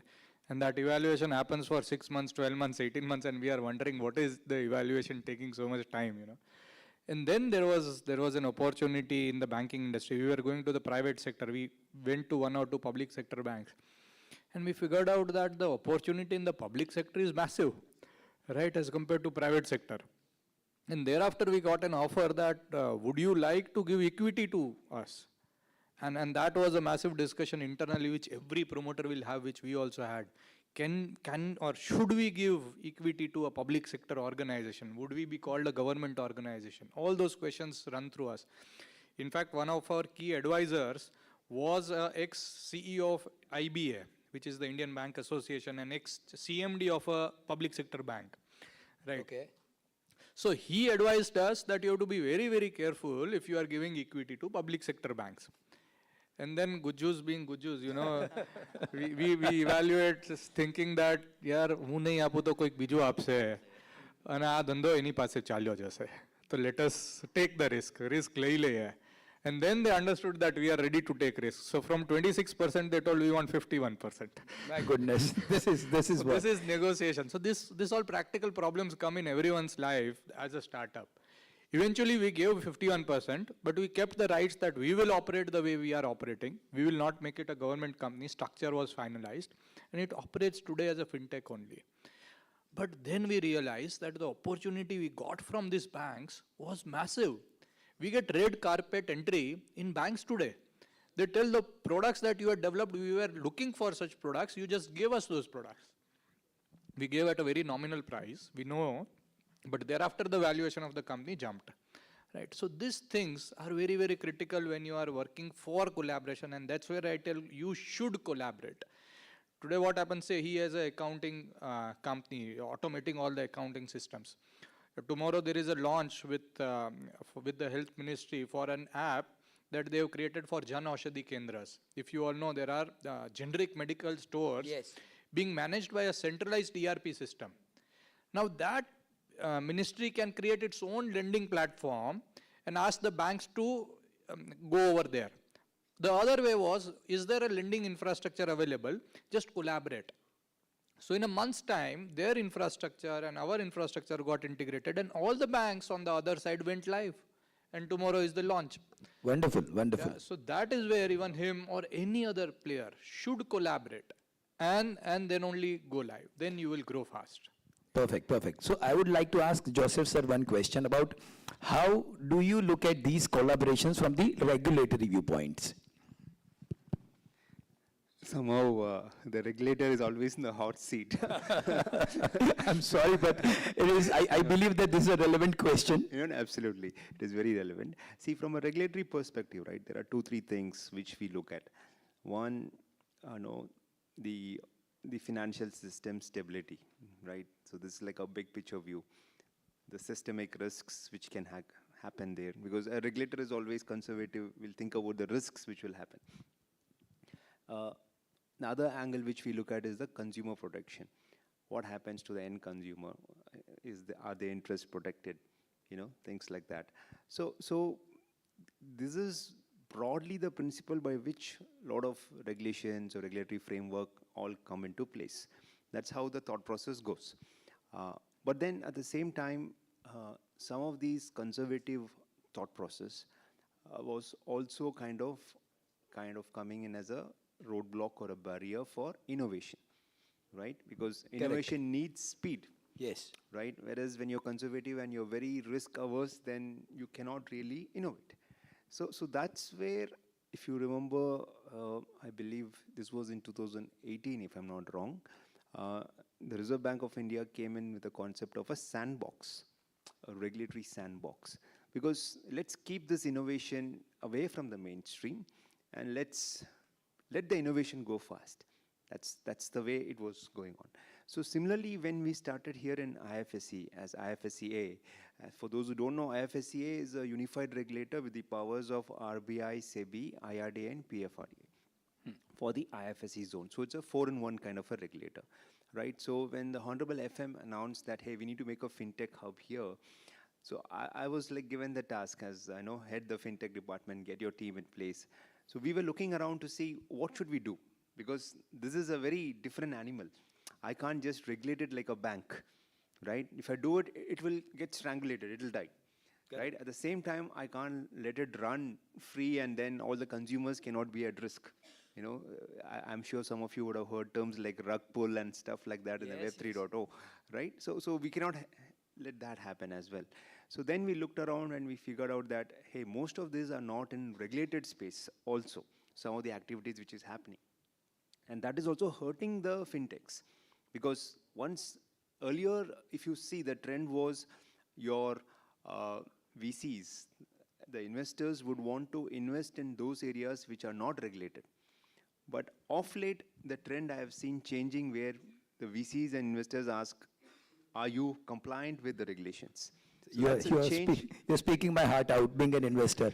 Yes. So that's the kind of change I have seen. So which means then we said, okay, in India, probably for FinTech, regulations are bits and pieces. I remember we brought something called P2P lending guidelines in RBI, or very, very little, and DPSS was doing a lot of things on payments. So it was like fragmented. So what we said was, for this IFSC zone, we will create something which is a light touch regulation. Light touch means I do not want so much of regulatory reporting that the guy who's on the other end, dies of the regulatory compliance, the cost of regulatory compliance. But at the same time, we need to also bring in, in Silicon Valley, if you see, there is this concept of fail fast. I want you to fail fast, die and regenerate, or pivot to something which is better, right? So we were thinking how to create a regulatory framework like that. So that's where we came up with something called as a FinTech entity framework, which is a regulatory framework first of its kind in India, or in fact, I would also say across the world, by telling its features. So how it starts is, we said, okay, let's start the first layer of that being a limited use authorization for an innovation sandbox. Correct. Then we said, you can then successfully migrate to a regulatory sandbox. So now the difference here is, innovation sandbox, you have a concept, you can do test data, get the regulatory comfort that this is something which the regulator wants to support. When you go up to a regulatory sandbox, you do live transactions, but in a limited number. So we say that, okay, you can do 100K, 500K worth of business, you can touch 500 users, 1,000 users, because we want to limit the risk.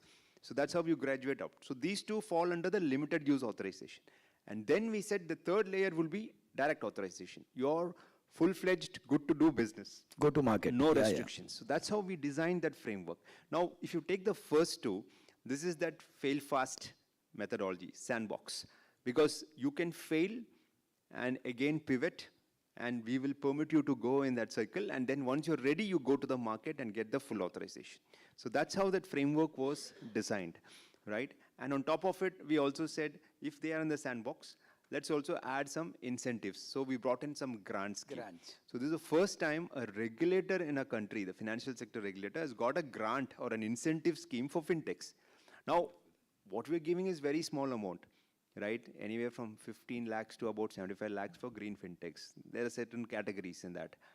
But why we are giving that is, there was one quantum tech. So by the way, in our regulatory framework, we not only support fintech, we also support tech fins. Tech fins are those areas which are technology for the finance elements. So if you're a cybersecurity firm, if you're a green tech, if you're a space tech, if you're a Web 3.0, if you're a AI/ML, if you're a metaverse, you are all a tech fin because you're giving technology for the financial world. And all of these are there in this regulatory framework. So before VARA, which is a regulator in the UAE, talking about virtual assets, India had a regulatory framework supporting Web 3.0, metaverse, and DLT, right? So now the catch is we also support quantum tech and space tech in that. So one quantum tech guy came and said, I want to set up something here, and I need your incentive, the grant. Now, his plan was about, like, say, 50 crore or something, which was massive. And we had, probably he'll be eligible for 30 or 50 lakhs max. So my question to him was, why are you behind me? You should be behind other, big guys, because you need about 50 crores. So that's when he told me that if I get 1 rupee as grant from a regulator, there are guys ready to give me $50 million. Absolutely. So that's why I'm behind you. So that's where we thought, if we as a regulator can bring in an incentive scheme and give that stamp of regulatory approval to the fintechs and tech fins, their credibility goes up, their customer acquisition goes up, and their capital raising ability also goes up. So that's how this entire regulatory framework we built for fintechs and tech fins in this IFSC zone. So that's wonderful, wonderful, and very, very nicely elaborated.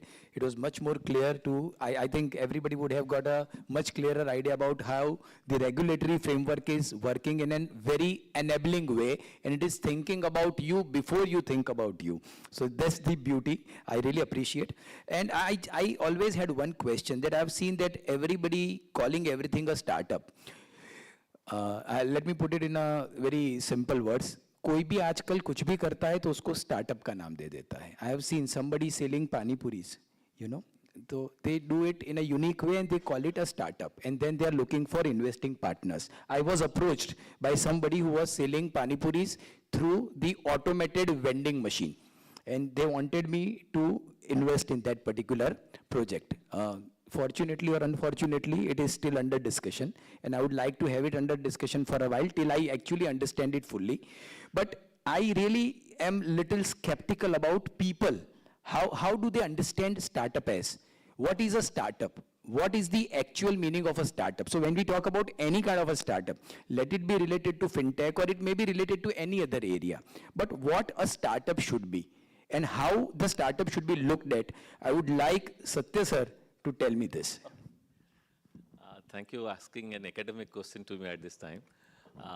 So I think the whole environment of any business, we call them an entrepreneurship. Means you are doing any transaction, any business, I think that's a pure economic definition of factors of production. So that's why the whole gamut of what is called as any business transaction is a business that we have. One of the subset of the whole business is called technology entrepreneurship. Worldwide, it is defined in different manner. In India also, we are defining it. I have some of my papers on which we are trying to define what is called technology entrepreneurship.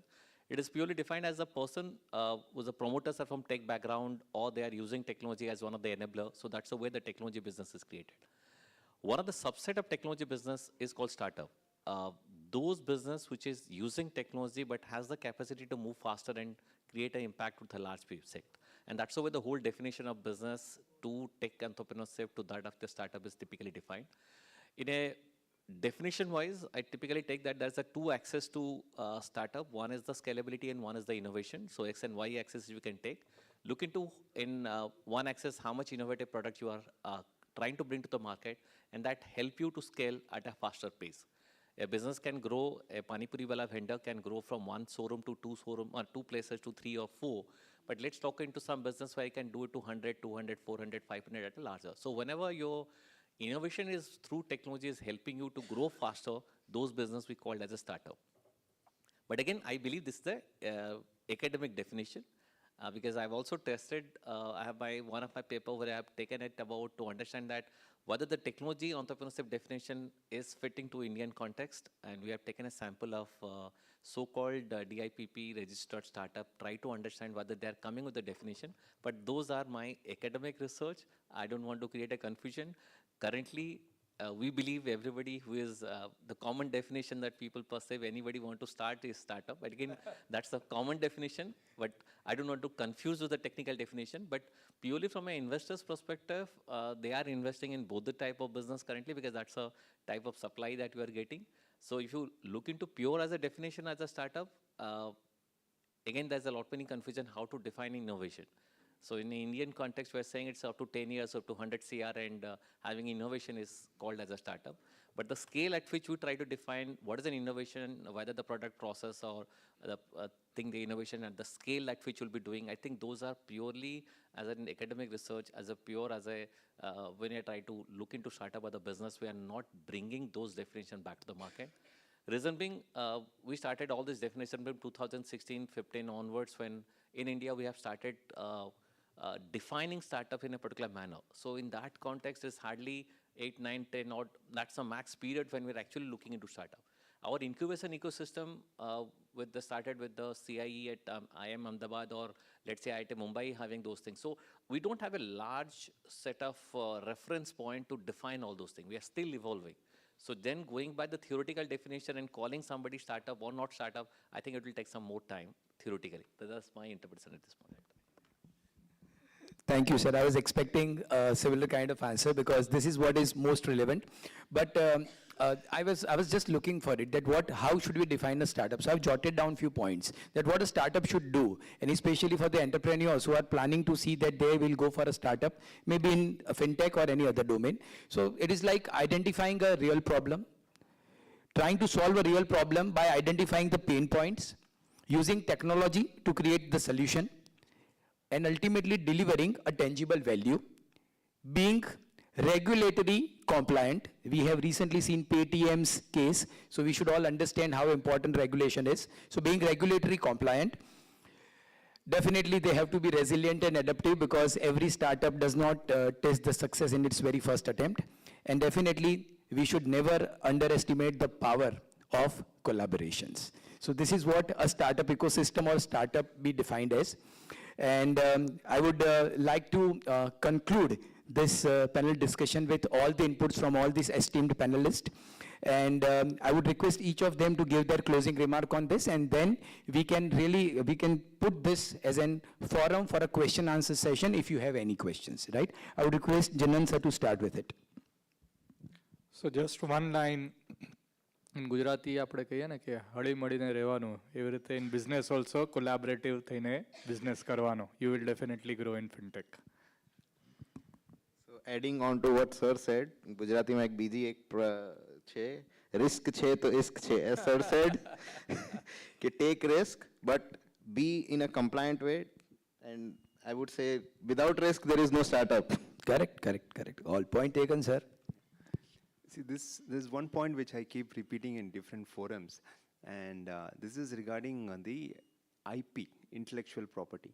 So we do a lot of terrific work with our startups and fintechs, but unfortunately the IP is with a foreign entity, right? So my humble request is, all our young innovators, startups, I think we need to get back those IP. We need to retain it in the country. You also need to learn how to monetize it, because that's how you move up the value chain. So while you're in a rush to solve a problem and bring in amazing technology and solution, please don't forget about getting the ring fenced and securing your IP for yourself. That's my last point. Amazing. Thank you, sir. Thank you very much. I think most of the point we have discussed, I think failing fast has already been talked about, pivoting has been discussed here. And I want to add one more point which I've seen over some of the startup I have worked with, almost close to 100 odd startup in my incubator. I have seen at least 25, 30 died within this whole period of 3 to 4 years. When I try to analyze what is the death, why does startup failure, I think there are a lot many people talked about that out of 10, 9 died out of something. I think definition varies from the country to country, how you try to define startup failure. But one of the startup failure I found out is how to manage funds. They may be a fintech or health tech or any platform, but end of the day, how they are managing their own money is somebody that where you are burning your cash or you are getting investors' money or somebody. How you try to manage your money over the period so that you can get the next level, next chunk of fund. If you cannot do it, I think that is one of the biggest failure where the startups are dying down. So I believe that apart from the type of technology, type of problem you are solving, all startups should know how to manage their own business, how to communicate with investor, how to effectively manage their own team. I think these are one of the strong points where I believe entrepreneurship is something they need to have along with the type of problem they try to solve. Thank you for giving me a chance. Perfect. And a last request, and my closing remark is, once again, I'll go back to what I always think of, that I would, at the cost of repetition, I would mention this, that whenever we are a startup and when we are trying to find a problem, solve a problem with the use of technology, reaching out to the last mile is very essential. Please look for the opportunities of startup, not only in our urban area, but please also look at our rural Bharat, which possesses immense opportunity for development, growth, and success. With this, I will conclude this panel discussion, thanking each and every panel member here on the dais, thanking STPI for arranging such a wonderful get-together and a panel discussion for all of us, and especially appreciating the launch of Centre of Excellence by STPI, and wherein they are planning to support around 33 FinTech startups to develop and achieve the new heights. From all of us on the dais, all the best and our best wishes. Have a wonderful day ahead. Thank you very much.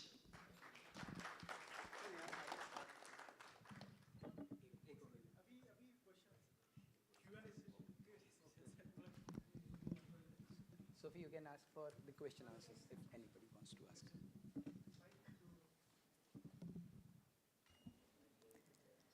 As we conclude our insightful panel discussion, the exchange of ideas and perspectives is at the heart of what make events like these so enriching and rewarding.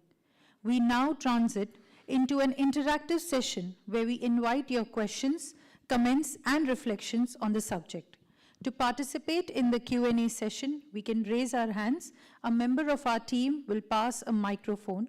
When asking your questions, you can kindly state your name, affiliation before presenting your query to the panel. We now keep it open. Thank you so much. Here, sir. Hello, my name is Mahesh Kokalaki and I'm founder of OpenFDI. And I have a question to panelists. We are an early stage startup and we understood the power of collaboration through this session. And what is the right stage to approach for collaboration with the big sharks? Like as a startup, we do have that kind of a feeling wherein our ideas or IPs or whatever, I mean, how to protect that? That is my question. What is the right stage Jenang Bhai. and how to protect It should go to Jenang Bhai because he has done it. So let us have it from somebody who has already done it. So IP definitely will answer. On the collaboration part, I can answer. So those are like you have to keep on knocking the doors. Okay, you should know whose doors you are knocking. You have to be very clear that these are my right partners for future. You would know. Eventually, once you go to every bank, for us, if we had gone to every bank, you would know who are your right clients who are going to use your infrastructure or technology which you are building. Go and meet them, have discussions, frequently have inputs from them. In fact, we got 200 plus inputs from ICICI Bank saying your technology is going to fail. If you get such inputs, be more happy because someone gave you inputs for free. You did not pay them, right? So that helped you to build your product. So whenever you have chance, go more to critics to know where you are going wrong. And also to potential partners, keep on knocking their doors. One day they will open the door and collaborate with you. Hopefully, the stars will be bright for you and you will get the right collaborators. Otherwise, there's nothing like right time. You have to have a product. You can showcase to them that my product is this is working. You have to show that, see, this is where I'm doing the trial runs. And you will get the right collaborators. For us, it was institutions and banks who are going to be our users also. And don't think that institutions investing in you, being your users, will be an easy job, because they know your profitability also. So they can tell you this is not the right price. You will be charged only this, paid only this much. So the things are not as smooth as it looks from the other side. But yes, getting the right partners and collaborators would be around 2.5 years. Ideally, once you have made the product, you have got the concept right, you've got the regulatory points also answered to them, right? And then you can showcase to them that I have the team, I have the strength, I have the knowledge, and I have everything that you need.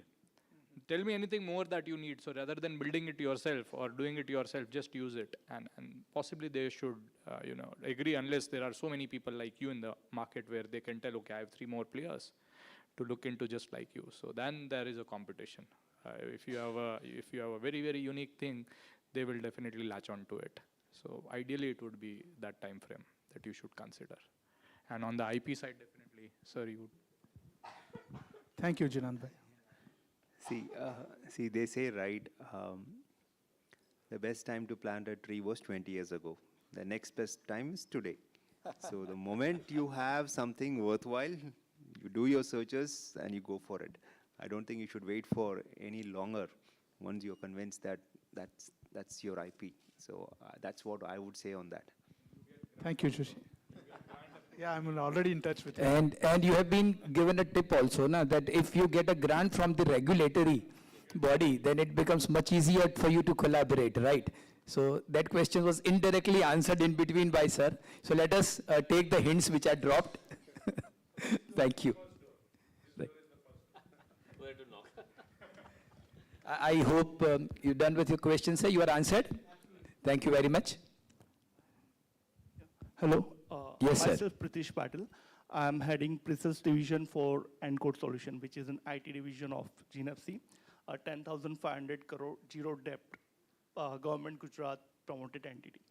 Now, just to stretch the question what my friend Mahesh told, that on the other part, other side of the table, like being a PSU, we wanted to collaborate with the startups, but how to identify. One process is through empanelment, and apart from that, how to invest in the equity. What are the nitty-gritties involved with that, and how to identify good startup to invest with? That's my question. Let me take see, there's something, as a part of an incubator, you can certainly get, again, what are the regulation you can do it, but because the Section 8 company as a incubator company, you can obviously take that thing. Lot many startups are available. We are also searching for the right set of startup who are interested, if you can certainly get, we can get. So through any incubator, you can get associated and can certainly fund through them and use any of the media directly. You want to take the equity, you can take any of the incubator. I think Gujarat is the highest incubator density of India. Just to give an idea to all the respective members here, Gujarat is having the highest number of government-recognized incubator across the state right now. So again, so we have the whole of the pipeline is ready. So if you are really interested in investing, we can certainly discuss and take it further. And I just want to answer one more thing about the research says that on an average, more than 3 promoters, their success rates are higher than the individual promoter starting a company. So obviously, if you take it worldwide average, so it is at least second to third business where the person gets success, and it's a combination of more than 3 or 4, which is the right set of co-promoter that you should be having to get the success. But again, this is all depend on the successful startups across the world, on which I'm just giving some of the pattern. So you need to have 3 to 4 people who can complement to your strength, so that you can pitch it the right set of people to get the rest of funding. So I think try to answer both the questions. I have a little thing to say on this, because I being an investor and evaluating many startups and meeting people, one very raw thing I'll tell you, which is a non-technical, non-financial advice to myself. I always give it to myself, that I always look at the people behind the proposal. So do not forget to vouch the person who is offering you something. Please check him as a human. Please check that person or the group of people with their background. That would really help you to take a very informed decision. This is something, in the era of presentation, data, PowerPoint, Excel sheets, we forget to look at the people behind the project. So people behind the project are the actual reasons why projects are successful. Had Jinang Bhai not been there with this particular project which he is heading, it would not have reached this level. At the same time, if Abhishek and Ashish were not there, the NAP books would not have reached to this level. So I always believe that people are the ones who must be prioritized when you are looking at them as an investment collaborators. So keep this in your mind, it might help, right? Thank you. Any other question? Please, can you please hand over the mic to ma'am, please? Yeah, thank you. Myself, Rashmika Shah from Nirma University Incubation Center. My question is to Satya sir. Satya sir, you have rightly mentioned that to find out a right setup challenge to work on a FinTech challenge is itself a challenge. So I want your suggestion on the same, how to develop a FinTech startup ecosystem in an academia. I think for any challenge, we need to, the way they talked about, I think they discussed about the banking system. ICICI Bank could help him to come out with 100 different things. So how best you are interacting with the right set of people who is going to utilize your service, who is going to pay you for that. So industry understanding what the challenge industry is facing, or whosoever is facing the challenge you try to solve. If you're not talking to them, then it is something, a dream that I'm feeling that this is the way I'm going to solve the thing. So to effectively, how many set of people that you are interacting to draw down, this is the set of challenge we should be working. If that need to be accepted, and then we have to find out that if I'm trying to solve the challenge, what the different resources I'll be looking into. Who can provide me tech support? Who can provide me the funding support? So then the second or third pillar can come down. And I believe in the ecosystem, we are right now in a process to help you for the second and third. But what are the set of challenges that the industry is facing? It need to be there. Whosoever is interested to solve a problem, they need to go and interact with lot many people across to get the right set of challenge. Because it is very difficult that you come with a product and then try to look for customer, which is, I think, most of us are currently doing. It's a customer validation and looking for customer who is going to pay me. If you know this, that the customer said, this is their problem I'm trying to solve, that can be a better way of solving it down. So I believe that rather than spending more money, burning cash just to get more customer, go and understand what the customer is facing problem and then try to solve it. So that's the way in a FinTech also, if they can start interacting with the service provider, the common people, and then get an insight, this is the right set of problem for which a customer is ready to pay a price, I think the rest of the all things can be taken care. Again, I think from the experts can also talk about. So not directly answering your question, but I want to share an experience. Last year, early last year, probably in the month of February, I was fortunate to visit the Paris Centre of Innovation in Israel, Tel Aviv. So Israelis are very famous for their innovations and startups. So Tel Aviv in Israel. Yeah, so we were having interactions, what are they trying to do? And I was trying to learn, make notes, what are they doing differently? So I learned in that process, they have this kind of a monthly meeting, right, where startups come. Then I said, yeah, startups coming monthly is not a great thing. Then they said, the industry also comes. I said, yeah, that happens. Academics also comes. I said, yeah, that's also happening. Then they had government, they had regulators, and they had top guys from military. All of them in the same room month after month, collaborating. So that's the level of collaboration they're doing. Everybody's on the same page. The government, the regulators, the military, the academia, the startups, the industry. I think we have not reached there. We are trying to do it in silos. So these kind of initiatives we are doing, I think we are adding 2-3 layers. I think that's when you will get the real problems which are cutting across, which really need a solution. Otherwise, what happens is, as they say, we have a solution looking for a problem. Right? So we need to do it the other way around through collaboration.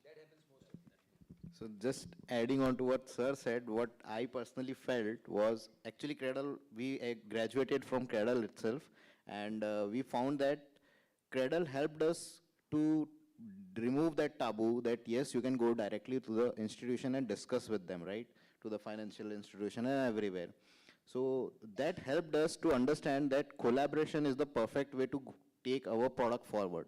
So what institutes or incubators can do, as Sir said, right, keep all the mentors available, or at least a monthly meet or anything like where actually the startups or the founders, new founders, right? Because new founders had lots of gist and lots of questions and lots of energy, right, to just bombard everything. And we had so many good discussions in EDI itself, right?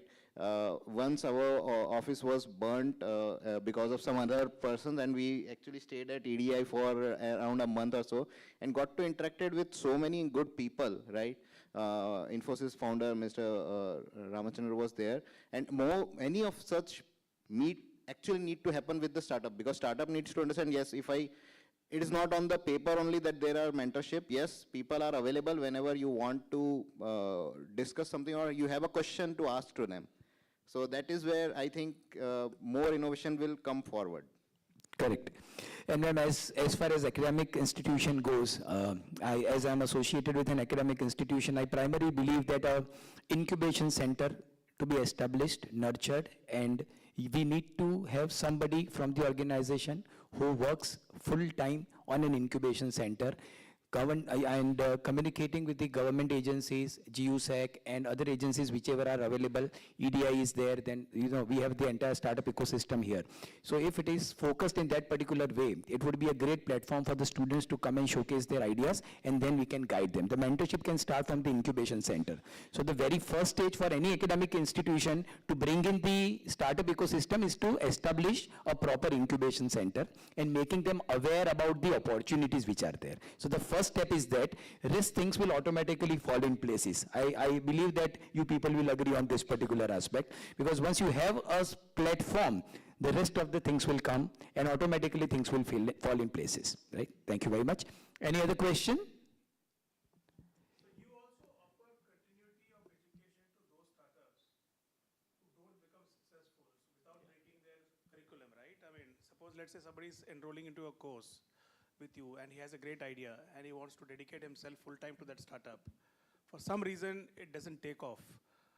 So I presume the university allows him to continue the education without a break. Absolutely, sir. It is absolutely like that, sir.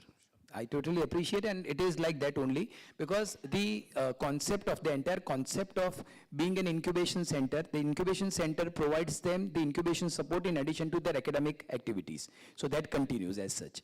But another point which I'll take from your point is, like startups who are not doing well or startups which are in trouble, they may not be because the idea or the concept is not good, but they are not able to handle it. So maybe we can create an ecosystem wherein we can identify such areas or such startups and we can handhold them. So that is the idea which I think we can take and look into. Thank you, sir.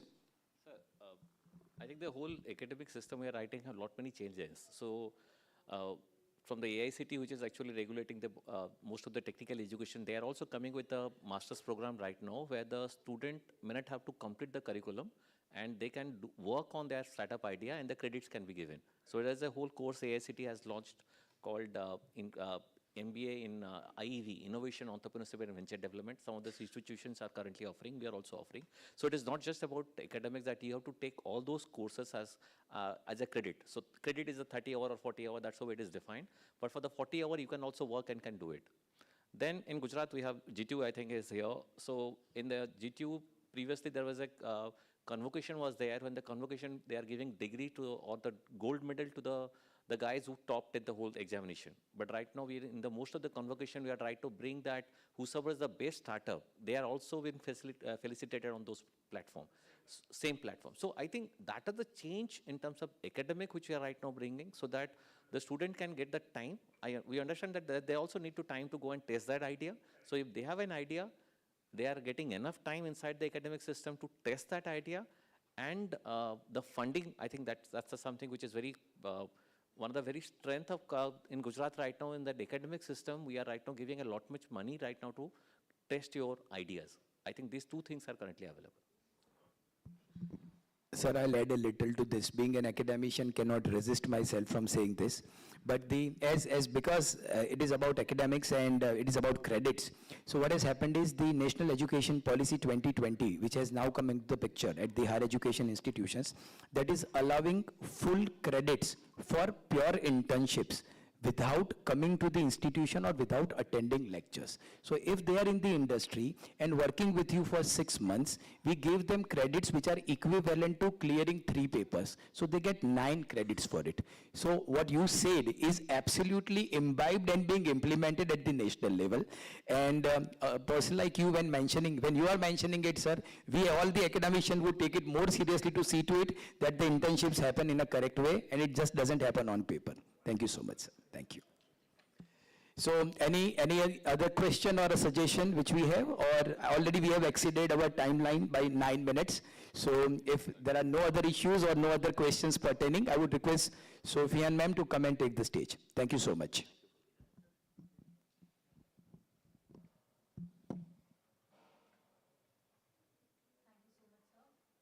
Thank you so much, sir. With their wealth of experience and insight, they bring a unique perspective to this pivotal moment in our gathering.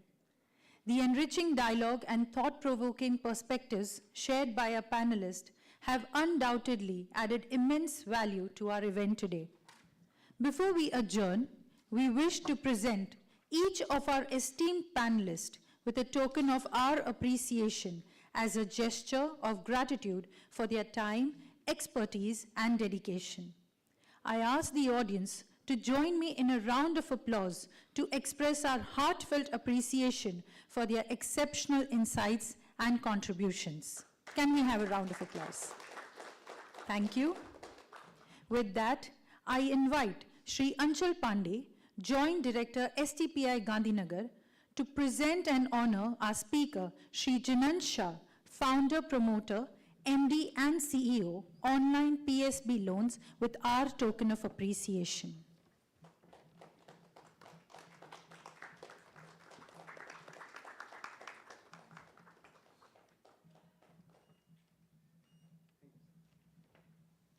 May I also request Shri Anchal Pandey to offer our gratitude to Shri Ashish Jain, Director, NAP Books Limited.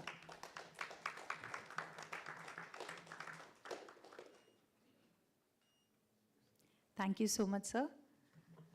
I would request Shri Anchal Pandey to present our token of appreciation to Shri Joseph Joshi, Department of Technology, IFSCA.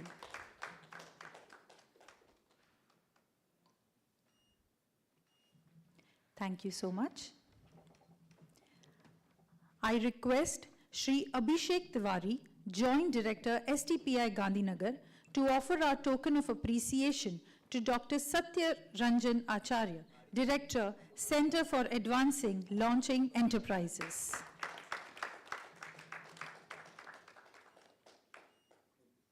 Thank you, sir.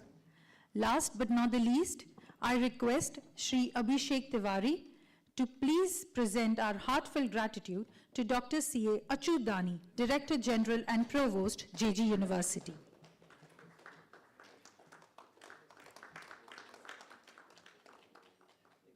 We can have a round of applause for our panelists. They have given a real insightful discussion. Thank you. Once again, a heartfelt gratitude to all our panelists. Thank you so much.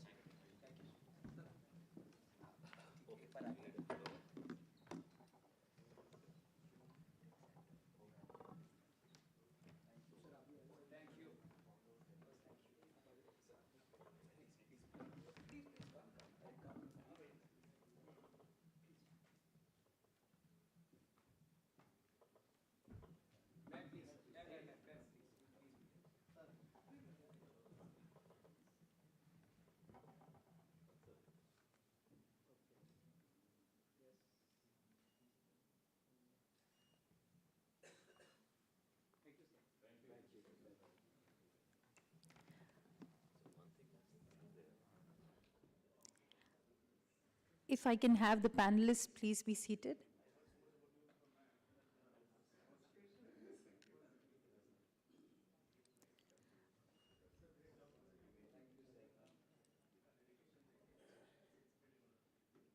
I request the panelists to please take their seats downstairs.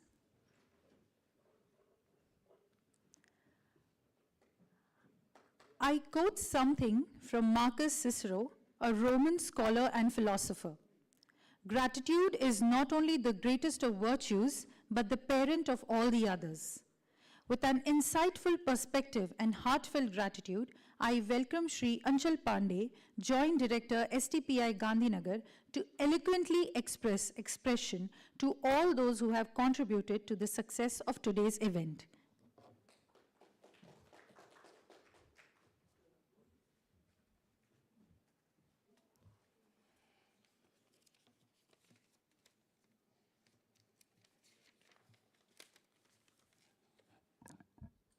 Namaskar. It is my distinct honor and privilege to stand before you today to deliver vote of thanks on behalf of STPI on this very occasion of the launch of CoE.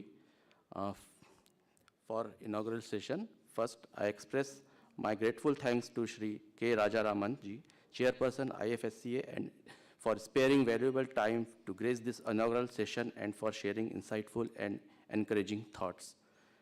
I express my sincere thanks with deep gratitude to our respected Director General, STPI, Shri Arvind Kumar Sir, for support and directions, and we will continue to learn under his visionary leadership and guidance in all our future endeavors. I express my sincere thanks with profound gratitude to Ms. Mona Khandar, Principal Secretary, Department of Science and Technology, Government of Gujarat, for association and for expediting the process in setting up of this CoE.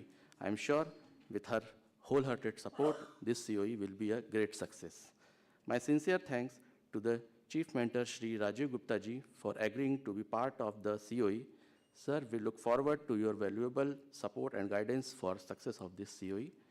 I would like to extend my heartfelt thanks to Director STPI-Gandhinagar, Srimati Sonal Bhatavadekar, ma'am, for continuous support and guidance in making this event successful.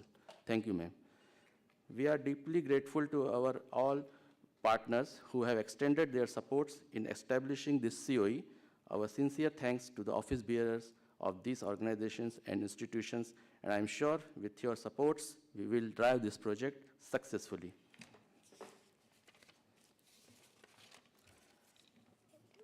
For this panel discussion, I extend my sincere thanks with profound gratitude to the esteemed panelists of this panel discussion.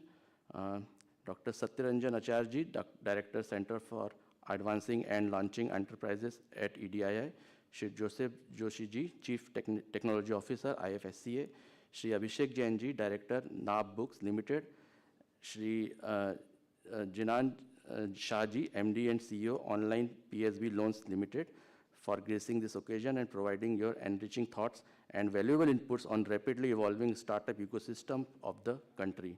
Also, I extend my sincere and grateful thanks to Dr. Achyut Dani ji for gracing this occasion to moderate the panel discussion. With your kind supports, this session has been very successful. Finally, my grateful thanks to all the startups and participants for attending this session. Once again, thank you all for blessing us with your presence today. Thank you, sir. Thank you.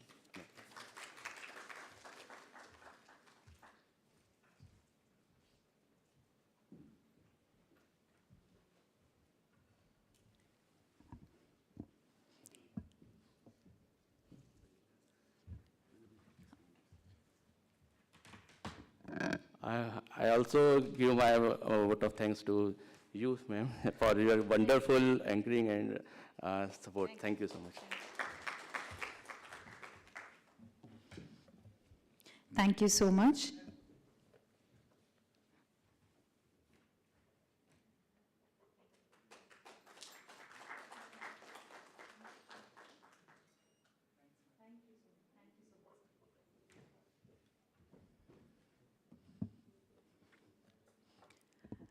In closing, let us carry forward the spirit of collaboration, learning, and inspiration that has defined our time today. May the connections made, knowledge shared, and experiences gained continue to resonate long. Thank you once again to each of your valuable contributions and participations. We shall soon move ahead towards networking lunch. Interested attendees and esteemed guests may visit the CoE facility at STPI-Gandhinagar, Gift City. This is your host for the day, Professor Sophia Job from JJ University, signing off. Once again, thank you very much. Namaste. Jai Hind.